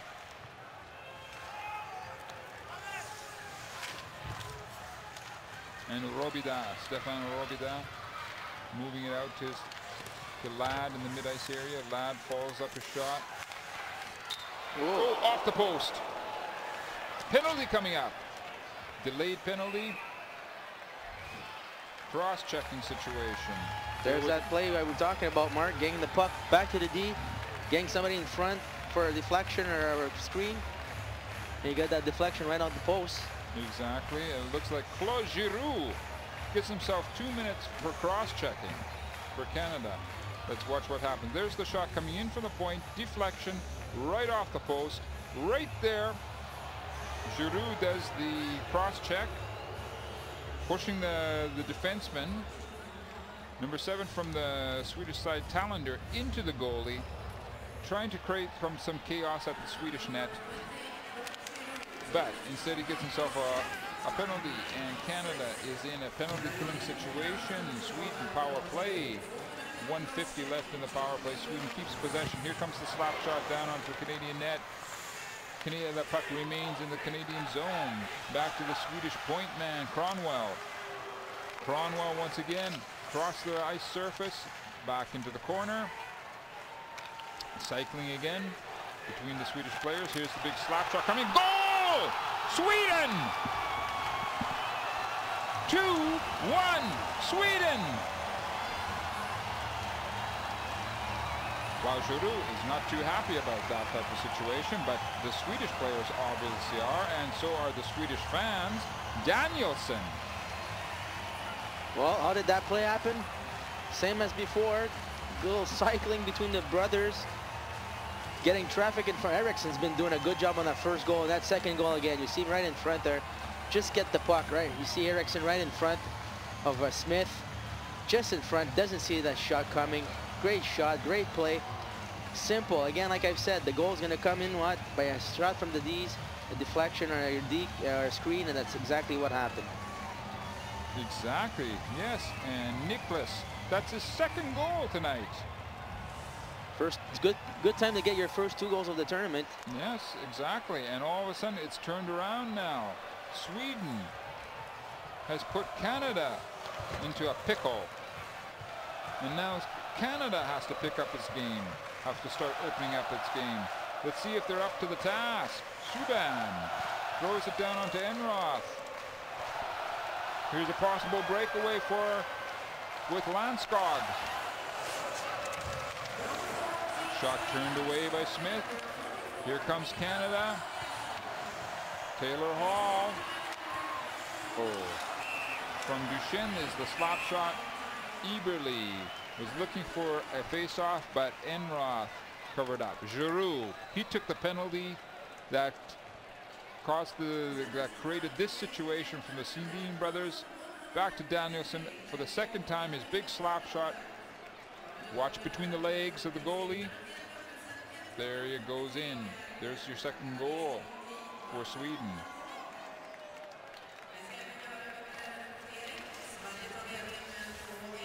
Canadians have the puck on the Swedish point. 9.5 minutes left in the third period. Sweden's turned it all around.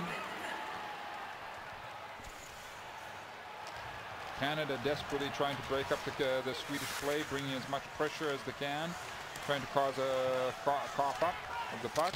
As Giroux does, he throws it right back down into the Swedish zone. O'Reilly and Stamkos out there. Goal, Canada! 2-2, it looks like Giroux. How did that goal happen? Pressure on the defenseman of Sweden. Create a turnover, get the puck back, quick pass in front of the slot, shot on net. Claude Giroux. Well, yeah, you saw him coming on the ice with a mission in his eyes because of that last goal he was able to give on the power play for Sweden, and now he gets back, so he's in the good grace of his coaches again. And look at that, the pass that was coming. Watch Giroux, he takes the pass off his skate.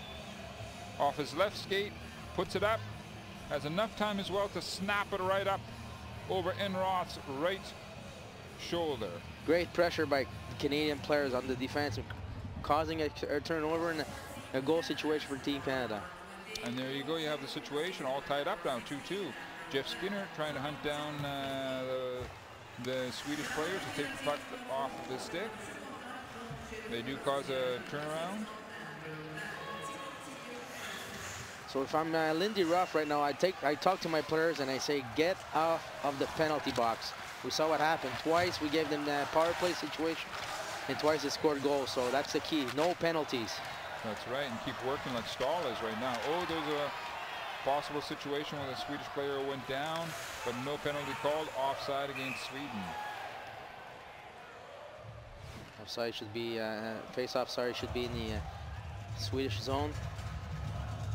There's Giroux. He just got the second goal for Canada, tying the game up at 2 apiece.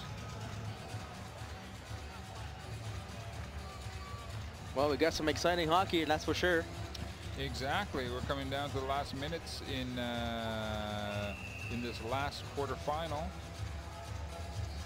Canada has Duchesne out. Duchesne and Eberle out on the ice. Lundqvist was taking the face-off for the Swedes. Back to the point. Subban has it into the corner. Taylor Hall working hard to get the puck in the Swedish zone. Puck come back to Duchesne. Out to Eberle, just jumped over his stick. It gets out to the point. Subban, cross ice shot. Here come the Canadian slap shot, deflected off into the corner. Eberle working with Duchesne to come out of the corner. Great pressure by Canada. The last 3-4 minutes. Oh, miscommunication. Subban leaves it for Stamkos. Carries it into the Swedish zone. Back to the point. Not able to keep it in. Robida is not able to keep it in the Swedish zone. Swedes regroup. Getting good penetration down into the, almost into the Canadian zone, but the Sedin twins have put themselves offside. We saw Robida getting the puck on the blue line, looking for that pass. He was already there, but there was no play. All he had to do is put that puck back inside and create a forecheck again on those players. Claude Giroux is going out, going over to the referee. Having a few words, getting his opinion known. You gotta admit though, it was a 2-minute power play. It was a 2 minutes for cross check. Right after the play, the puck was gone, and cross check the defenseman to the goalie. So that was a deserved 2 minutes. As much as it hurts me to say.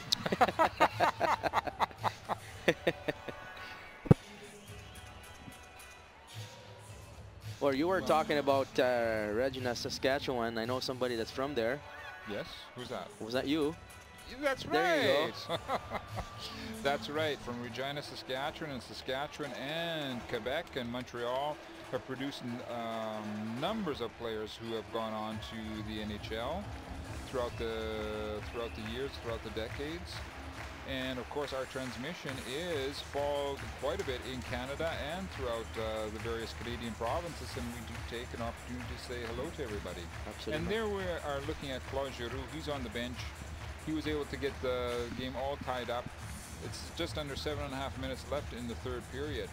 Now we're going to see if the Sedin brothers have, if they're money men, as they say, and they're going to be able to pull this game out of the hat for Sweden. Well, you talked about before Eric Stahl being the Canadian captain and leader, but in that team, Team Canada, there's a lot of leaders, and Giroux is a captain of the Flyers, and we just saw what leaders can do. And in fact, you saw, as you were saying, you saw as soon as he came out on the ice, he was going to go out and try and make something happen, and he did. Absolutely. Canadians have the puck. Stahl has the puck behind the Swedish zone. Back to the point. Quick snapshot down onto Enroth. Turns it into the corner. And once again, the teams are battling for the puck along the boards. Simmons has it back down into the board area as well. Ryan O'Reilly does his best. Puck bounces out into the mid-ice area. What a smart play right there by O'Reilly. Canada trying to bring as much pressure as possible onto the Swedish players. Pettersson, Frederick Pettersson brings it into the Canadian zone. Canadians are able to come up with the puck. Bounces off a player. Pettersson picks it up again. He's followed up by Cronwell. Good second effort from the Swedish players, breaking up the Canadian attack.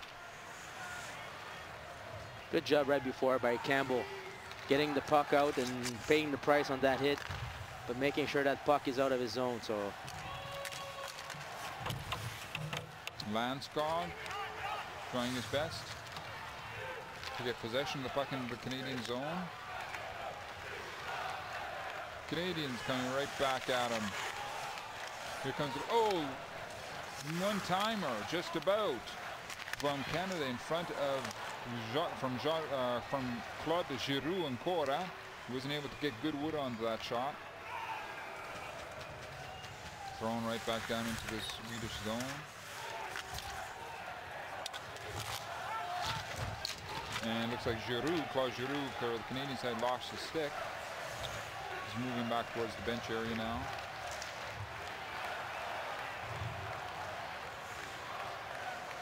Swedes working around in the Canadian zone. Here's a good opportunity for Sweden. Oh, Smith comes up with a big save for Canada. Gustafsson. great save by Smith there. Saw a little nice pass from the Swedes defenseman coming late and getting that good shot in the slot there. Team Canada were way too far apart from the gap, especially in their zone, and to be a little closer and just did that pass, but good play by the Swedes. We're going to get a resumption of play in the Canadian zone to the left of the Canadian goalie Smith. Good face off there. Canadians come up with it. Simmons looking for a cross ice pass, which is broken up. Here comes a good opportunity for Sweden. Here's that example Mark is talking about. Simmons gets the puck in his blue line. All he has to do is move his feet, get the puck deep, get a forecheck going. What he tries to do, which he never does in the NHL when he plays, to make that cross ice pass. What happened? It creates a turnovers, scoring chance for the Swedes, and now they have a face-off in their own zone. So it's all a matter about 2-3 meters of going with the puck, putting the puck deep. Good point, Patrick, actually. Yes, very true. Oftentimes, these actions from various players, let's see right now, that's how you do it. You just carry it down, stall, carries the puck right down. Didn't get the penetration down into the Swedish zone, but again, he didn't create a situation where there was a possible turnover or turnaround for the Swedes. And there we're looking at one of the Sedin brothers, who's been out there and making a big contribution throughout this game for the Swedish side. Taylor Hall, number 4, out there for the Canadians. Just under 4.5 minutes left in the third period, all tied up at 2 apiece. And Eberle goes behind the net, digs the puck out for the Canadians, off to Duchesne, back to Eberle. He has it off to the point. Puck bouncing around.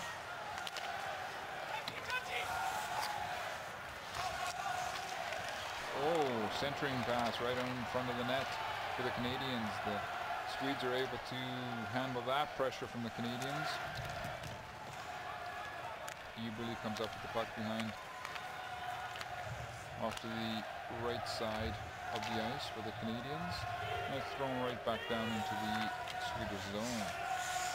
Both teams going for quick changes. Nobody taking long shifts out there. 20, 30 seconds at the most, players are out. Here come the Sedins, trying to create the situation. Oh, nice opportunity created for the Swedes. Good play there by the Swedes.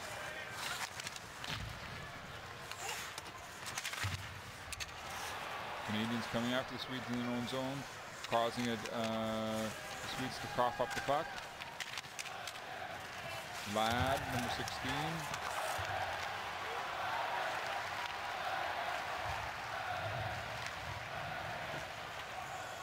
The Swedes themselves win that puck deep down into the Canadian zone. Daniel Sedin working for it.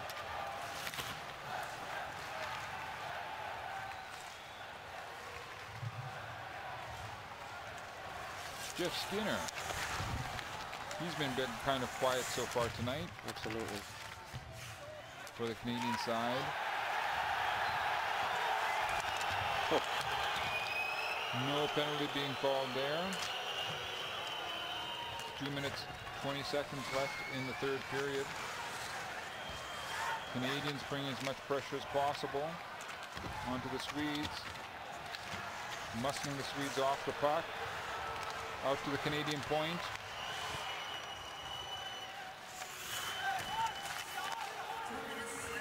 Good forecheck by Team Canada so far. Subban works the puck back into the Swedish corner.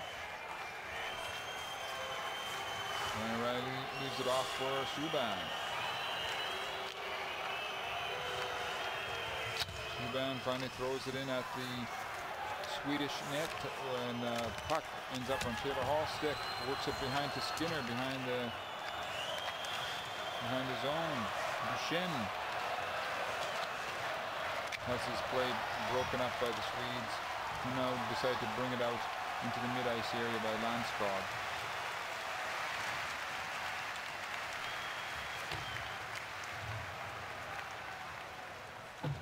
Eberle working it up the far side of the ice.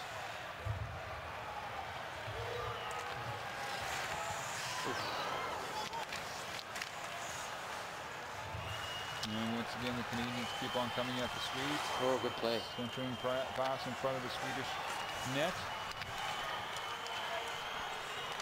And from the point, here comes the big slap shot. Goes wide. 40 seconds left. Here come the Swedes. Shot goes wide.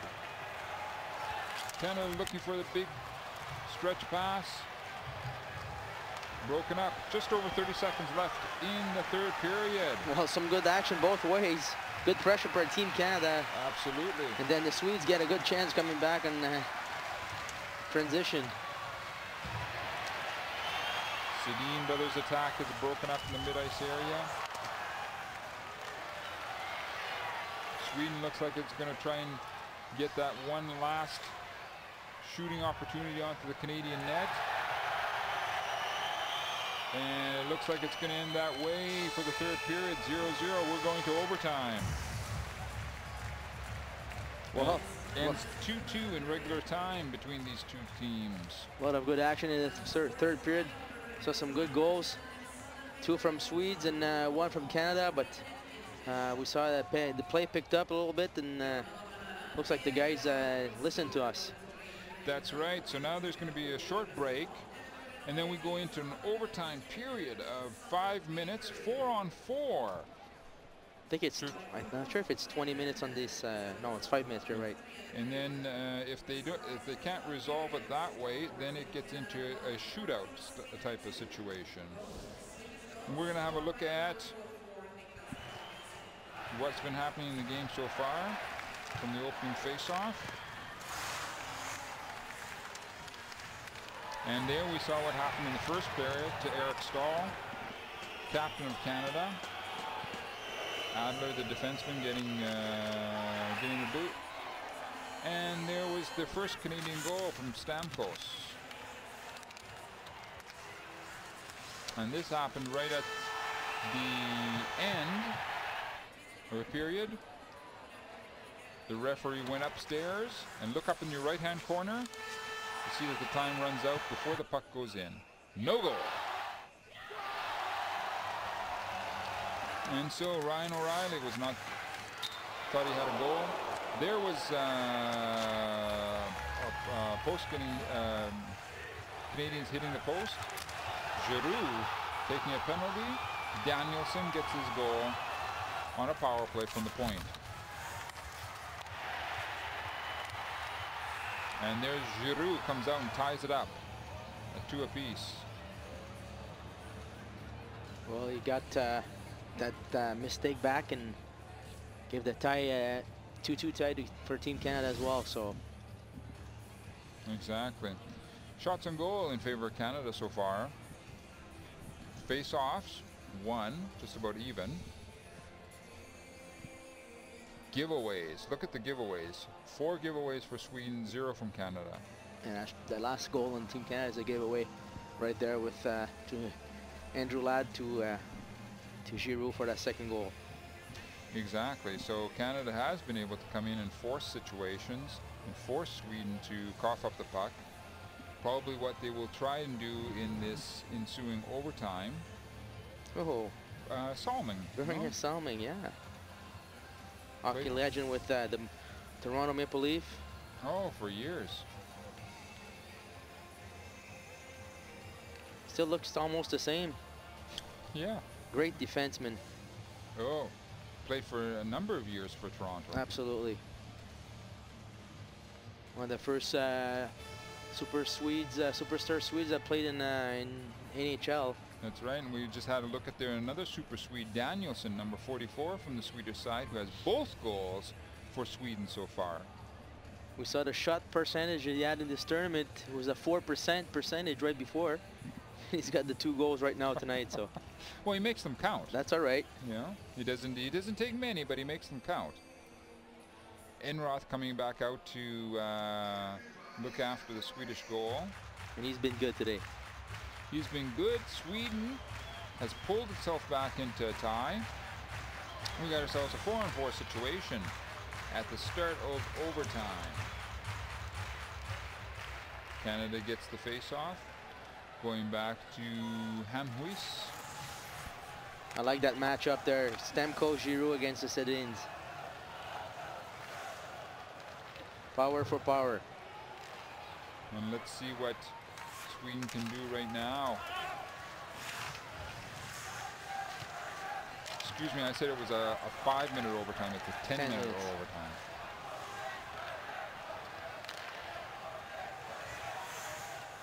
Sweden keeping possession in the Canadian zone. Canadians able to turn that around. Hanhus takes the puck right back behind the Canadian goal. Leading it off for Subban. Getting it over to Eberle. Working it along the blue line. Forced to dump it in. Duchesne tries to follow up. Force a turnover.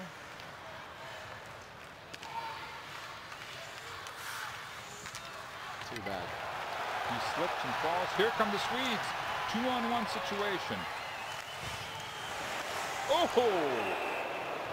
That big slap shot from Landskog just about got by Smith. It was dribbling into the crease area, but Smith was able to pounce back onto it, get a stoppage in play. There's Landskog coming in. Big slap shot. Getting he was able to. And he had the puck, and he thought the puck was out. Couldn't feel it anymore. He had it, and he almost puts it back in the net. Good back check there by PK Subban. Too bad Duchesne fell down with the move on the boards. And But that's the situation where 4-on-4, when things like that happen, it opens up all sorts of space and opportunity for the other team. So you have to be extremely careful. We may be getting a goalie change here, and we do. Markstrom will be coming out for Sweden. Enroth is coming off.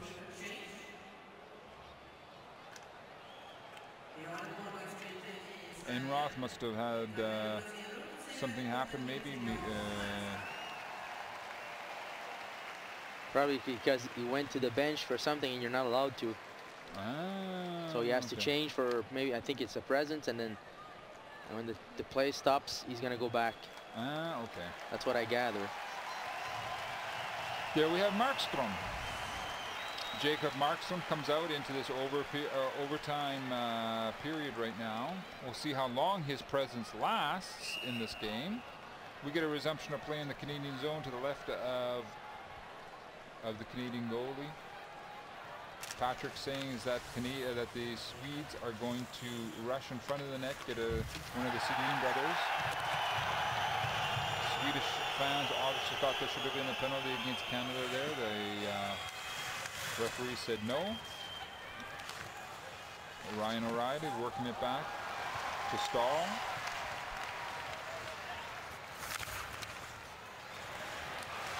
He's back to the Canadian point. Looking for a tip-in. Good play. Canadians need more of that in this overtime period. Welcome in the game, Markstrom. That's right, yeah. Big tussle for the puck from Stahl. Canadians able to bottle up the Swedes in their own zone.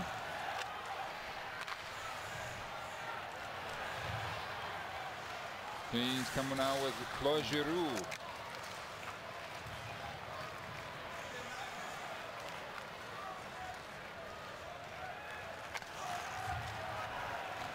And we have Telander bringing it down the ice for the Swedes. Landskog again out for the Swedes. He's getting a lot of ice time.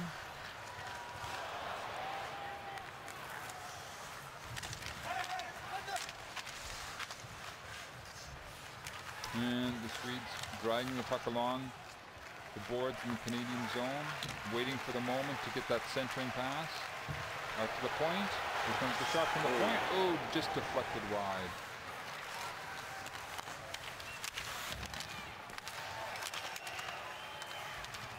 Working along the boards areas. Both teams are fighting for the puck. Canada comes out with it. And we have Stamkos with the puck. He feeds it off to the point area. Unable to keep it in the zone.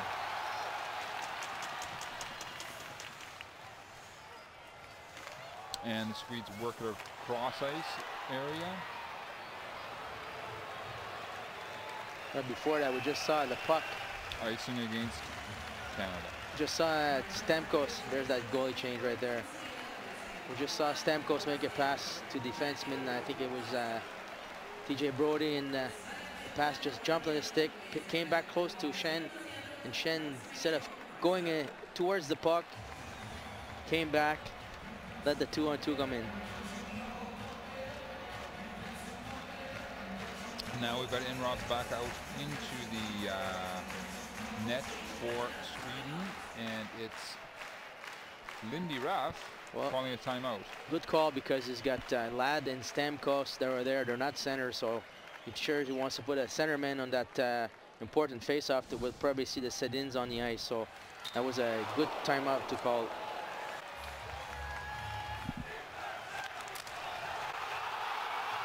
But some of the action that we've been seeing so far was Claude Giroux being involved. Here's his goal. Takes it off his left skate. Pulling Canada into a tie. That's how it stands right now.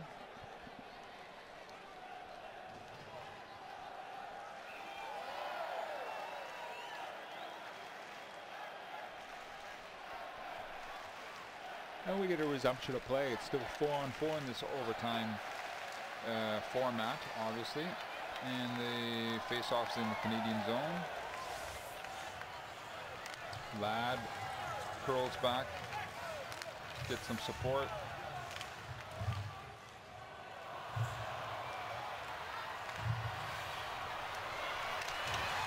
Oh, great play by Amos.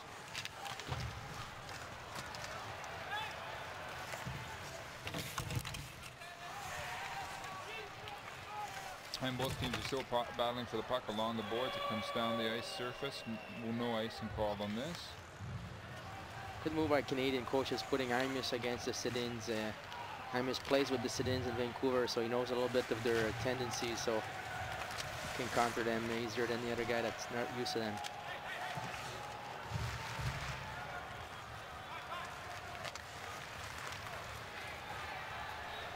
And number 76, Subban, brings it down for Canada, trying to set up a scoring opportunity.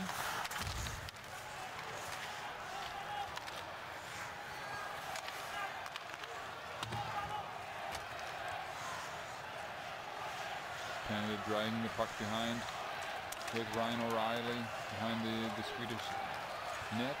Dropped off for Subban. Eagerly tries to create something for Canada. As this game wears on, you're going to have to wonder which team has more gas in the tank. Ooh.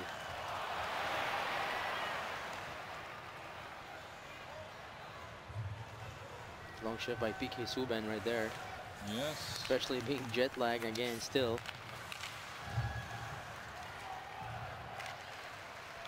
Swedes are able to break up the Canadian attack in the mid-ice area. 42-31 shots for Team Canada. Just under 4.5 minutes left in the overtime. Here comes Landskog again.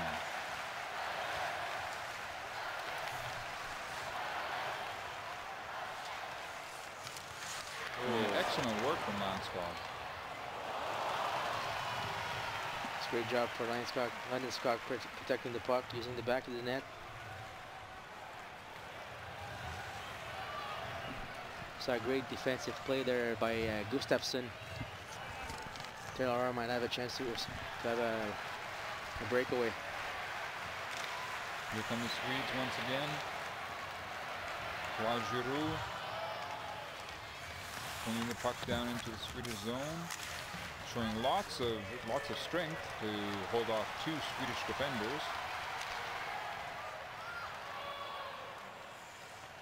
Swedes showing some bit more energy in these last couple of minutes than Canada. We seem to sense that maybe that Canada is a bit tired, back on its heels, that this is the moment to come after Canada. Canada takes the opportunity to get fresh legs on the ice, such as Jay Harrison and Jeff Skinner. Subban out there again. He has the puck right now.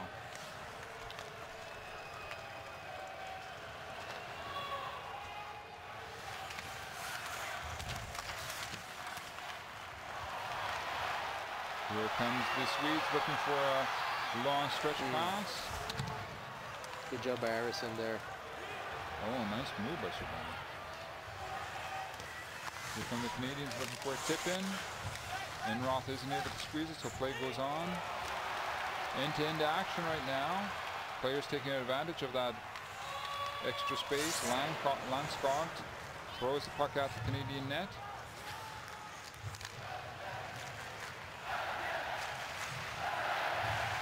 Canada gives it a try this time.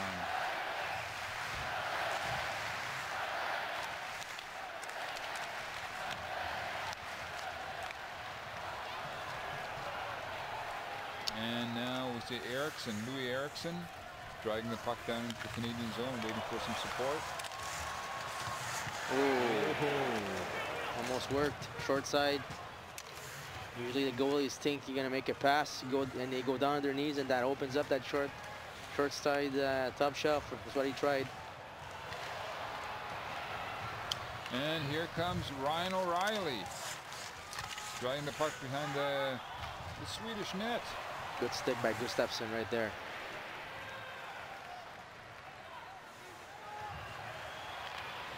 Long stretch pass up to Jordan Eberle. Oh. He gets pulled down in the corner. No penalty.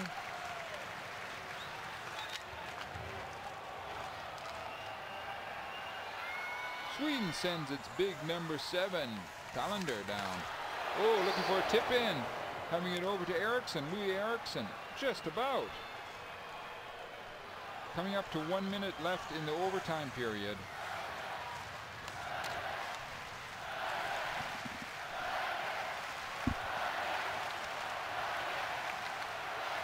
And Landskog driving the puck down into the Canadian zone for the Swedes. The Swedes taking their time, setting up their presence in the Canadian zone.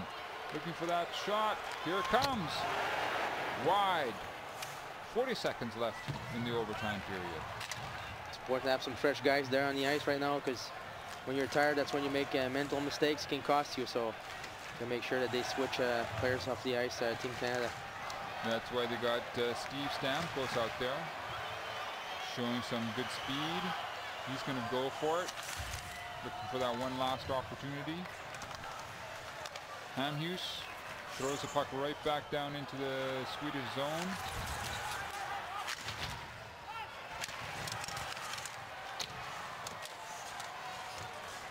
No whistles for the last little while. I know. It's been end-to-end action. 0, that's it. Overtime is finished. We're going to shootouts.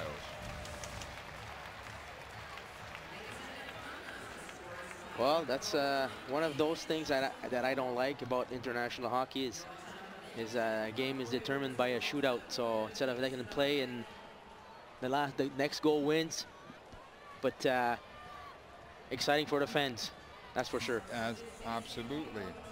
And Patrick, as you're saying, a lot of these players, when they're going for their shootout, for their penalty shot on the goalie, they're going for the deke. They're trying to deke out the goalie, and you say they got to go for their shot, go for their money shot, whether it's a high or between the ribs and the elbow of the goalie, or between the legs of the goalie. They should be shooting it. Instead, we've seen many players trying deking, but obviously it's getting more and more difficult because the goalies are getting bigger, especially the American goalie. He's over 2 meters, 1 centimeter tall. That takes up a lot of space in that net. Well, we saw Team Canada. We saw Team Canada the first game they played against Switzerland lose in a shootout.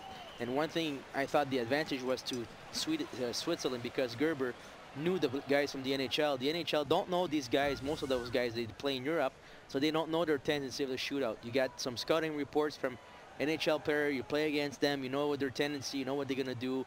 But some guys that, like Smith right now, he's got no idea what the other guys from Sweden, whoever, if it's not a guy from the NHL that's going to shoot.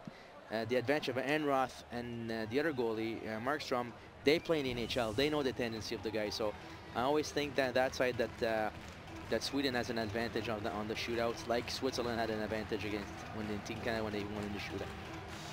Exactly. We'll see Enroth. Both of these goalies, Enroth being number 3, Smith being number 1 ranked going into today's action. And so we're going to see some obviously some good defense from the goalies. We're going to see if both teams have the firepower to get some goals by these fellows.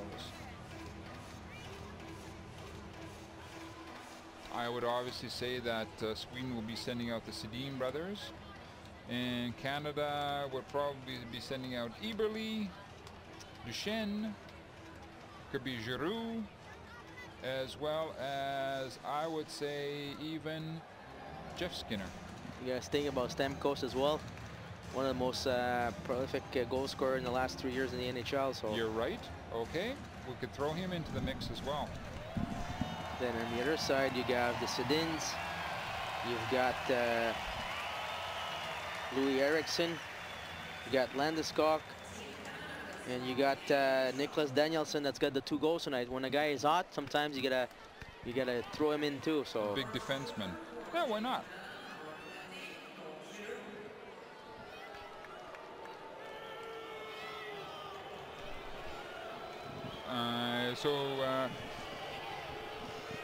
There's lots of possible suggestions. Enroth, he's going to be facing. He's going to be first into the net. Giroux.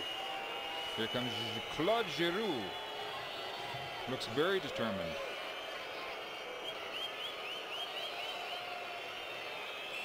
Might go on the back end. Like to do that.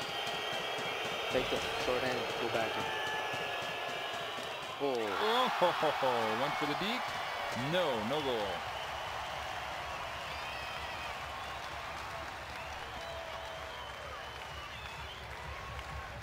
Who does Sweden send out?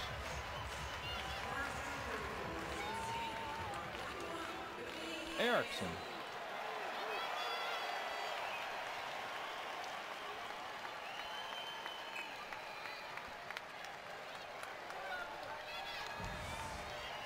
Good speed, bit wide. Goal! Eriksson for Sweden, right between the legs. Sneaky move right there. Fake the shot, just let it draw in.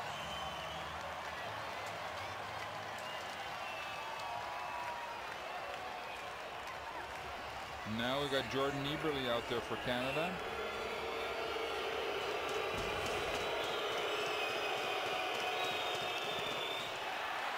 Nice goal.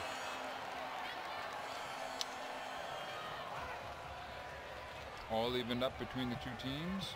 It's funny, he shot. When you shoot, there's a goal. Yeah, right between the legs.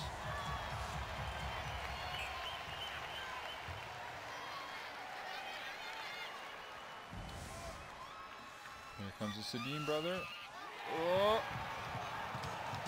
That's what I was talking about. When you try to go those, they get the ball, and you've thought about Smith how big he is.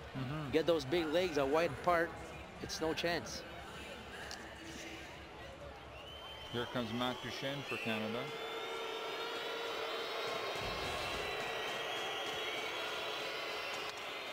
Oh, tried a quick snapshot from far out.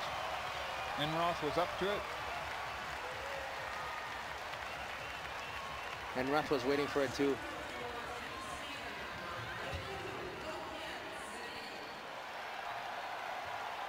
Things remain all tied up. The other Sedin. Daniel this time.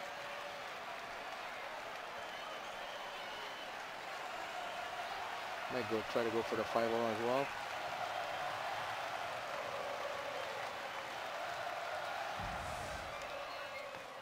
No, denied. And we go on. You got to go with Stamkos. Yeah, I think you're right. I think Canada will probably send out Stamkos. Or Eberle again. Yeah. Now Sweden goes. Probably going to send Eriksson again because he scored. Oh. Pettersson. Getting a good run at it.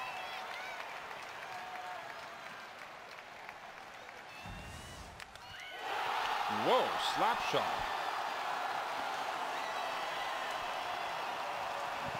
There you go. The big slap shot from Pedersen beats Smith.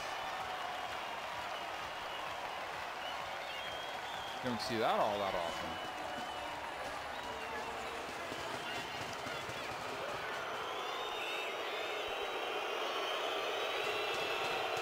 Here comes Jordan Eberle. Sounds like he hit the post.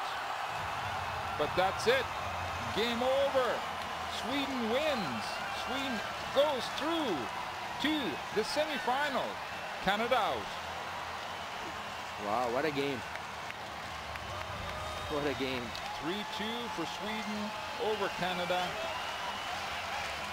After the shootout, after all the overtime play.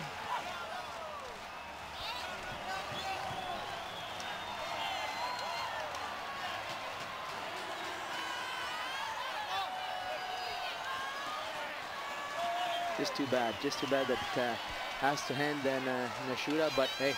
Well, yeah, as well, but you have to hand it to Sweden. Absolutely. They had some difficult moments throughout the game. They stuck it out, and they were able to pull a win out of the entire situation. Great job, both Finland and Sweden in the semis. So it's definitely going to bring a lot of people there. The fans. It's going to be huge. It's going to be huge. Oh. Canada, on the other hand, just wasn't able to put a 1 or 2 goal cushion in there. And they let Sweden get themselves back into the game. Yeah, they came back. I mean, it was a 0-1 third period.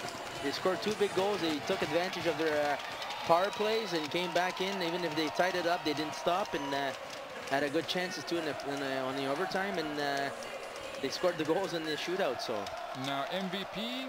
Well, we already see the MVP for Canada. I'm going to call the MVP for Canada is Ladd, and I would say for Sweden I'm going to say Landskog, number 92. I gotta go with the goal scorer today for Niklas Danielsson. Okay.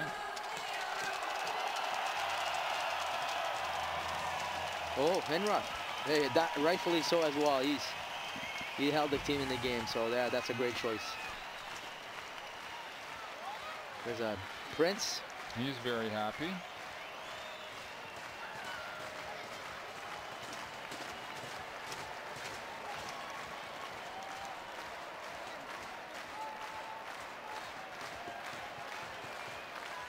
That's Enroth getting the MVP for Sweden. Ladd getting it for the assistant captain, getting it for Canada. Well, we saw a good game tonight. I think it was a good action and a lot of fun to watch. Well, they really opened it up in the third period. And obviously now we're going to be moving on to the semifinals. Tomorrow there are no games. Semifinals will start again on Saturday, and bronze medal game and the final will be on Sunday. Yes.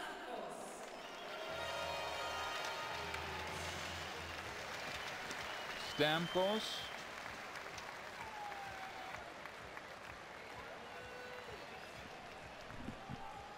Getting himself an award.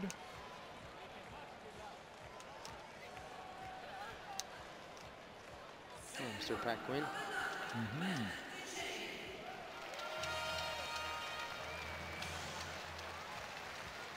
Matt Duchesne as well.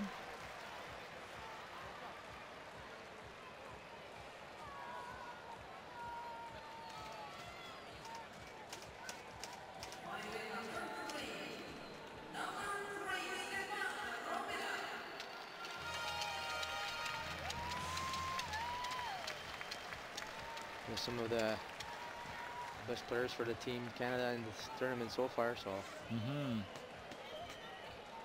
Robida.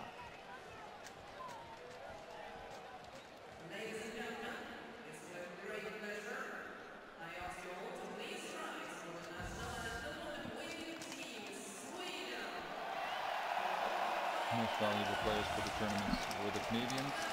And we'll now pause for the Swedish national anthem.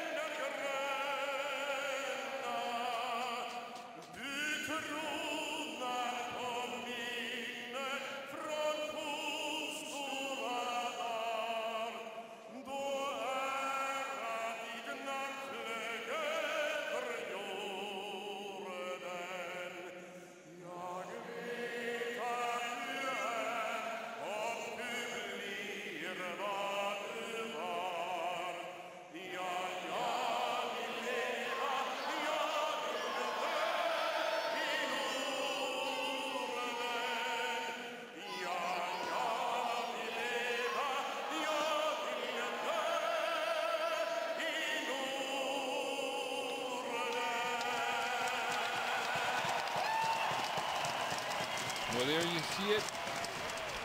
Sweden is the last semi-finalist through. There will be Switzerland against the USA. And of course, the huge game between Finland and Sweden. So, it's been great to have you with us. Be back on Saturday. It's only going to get better and better. Bring all your friends with you. From me, Mark Bearwald. Patrice Lefebvre. That's it for tonight. Bye-bye. Good evening.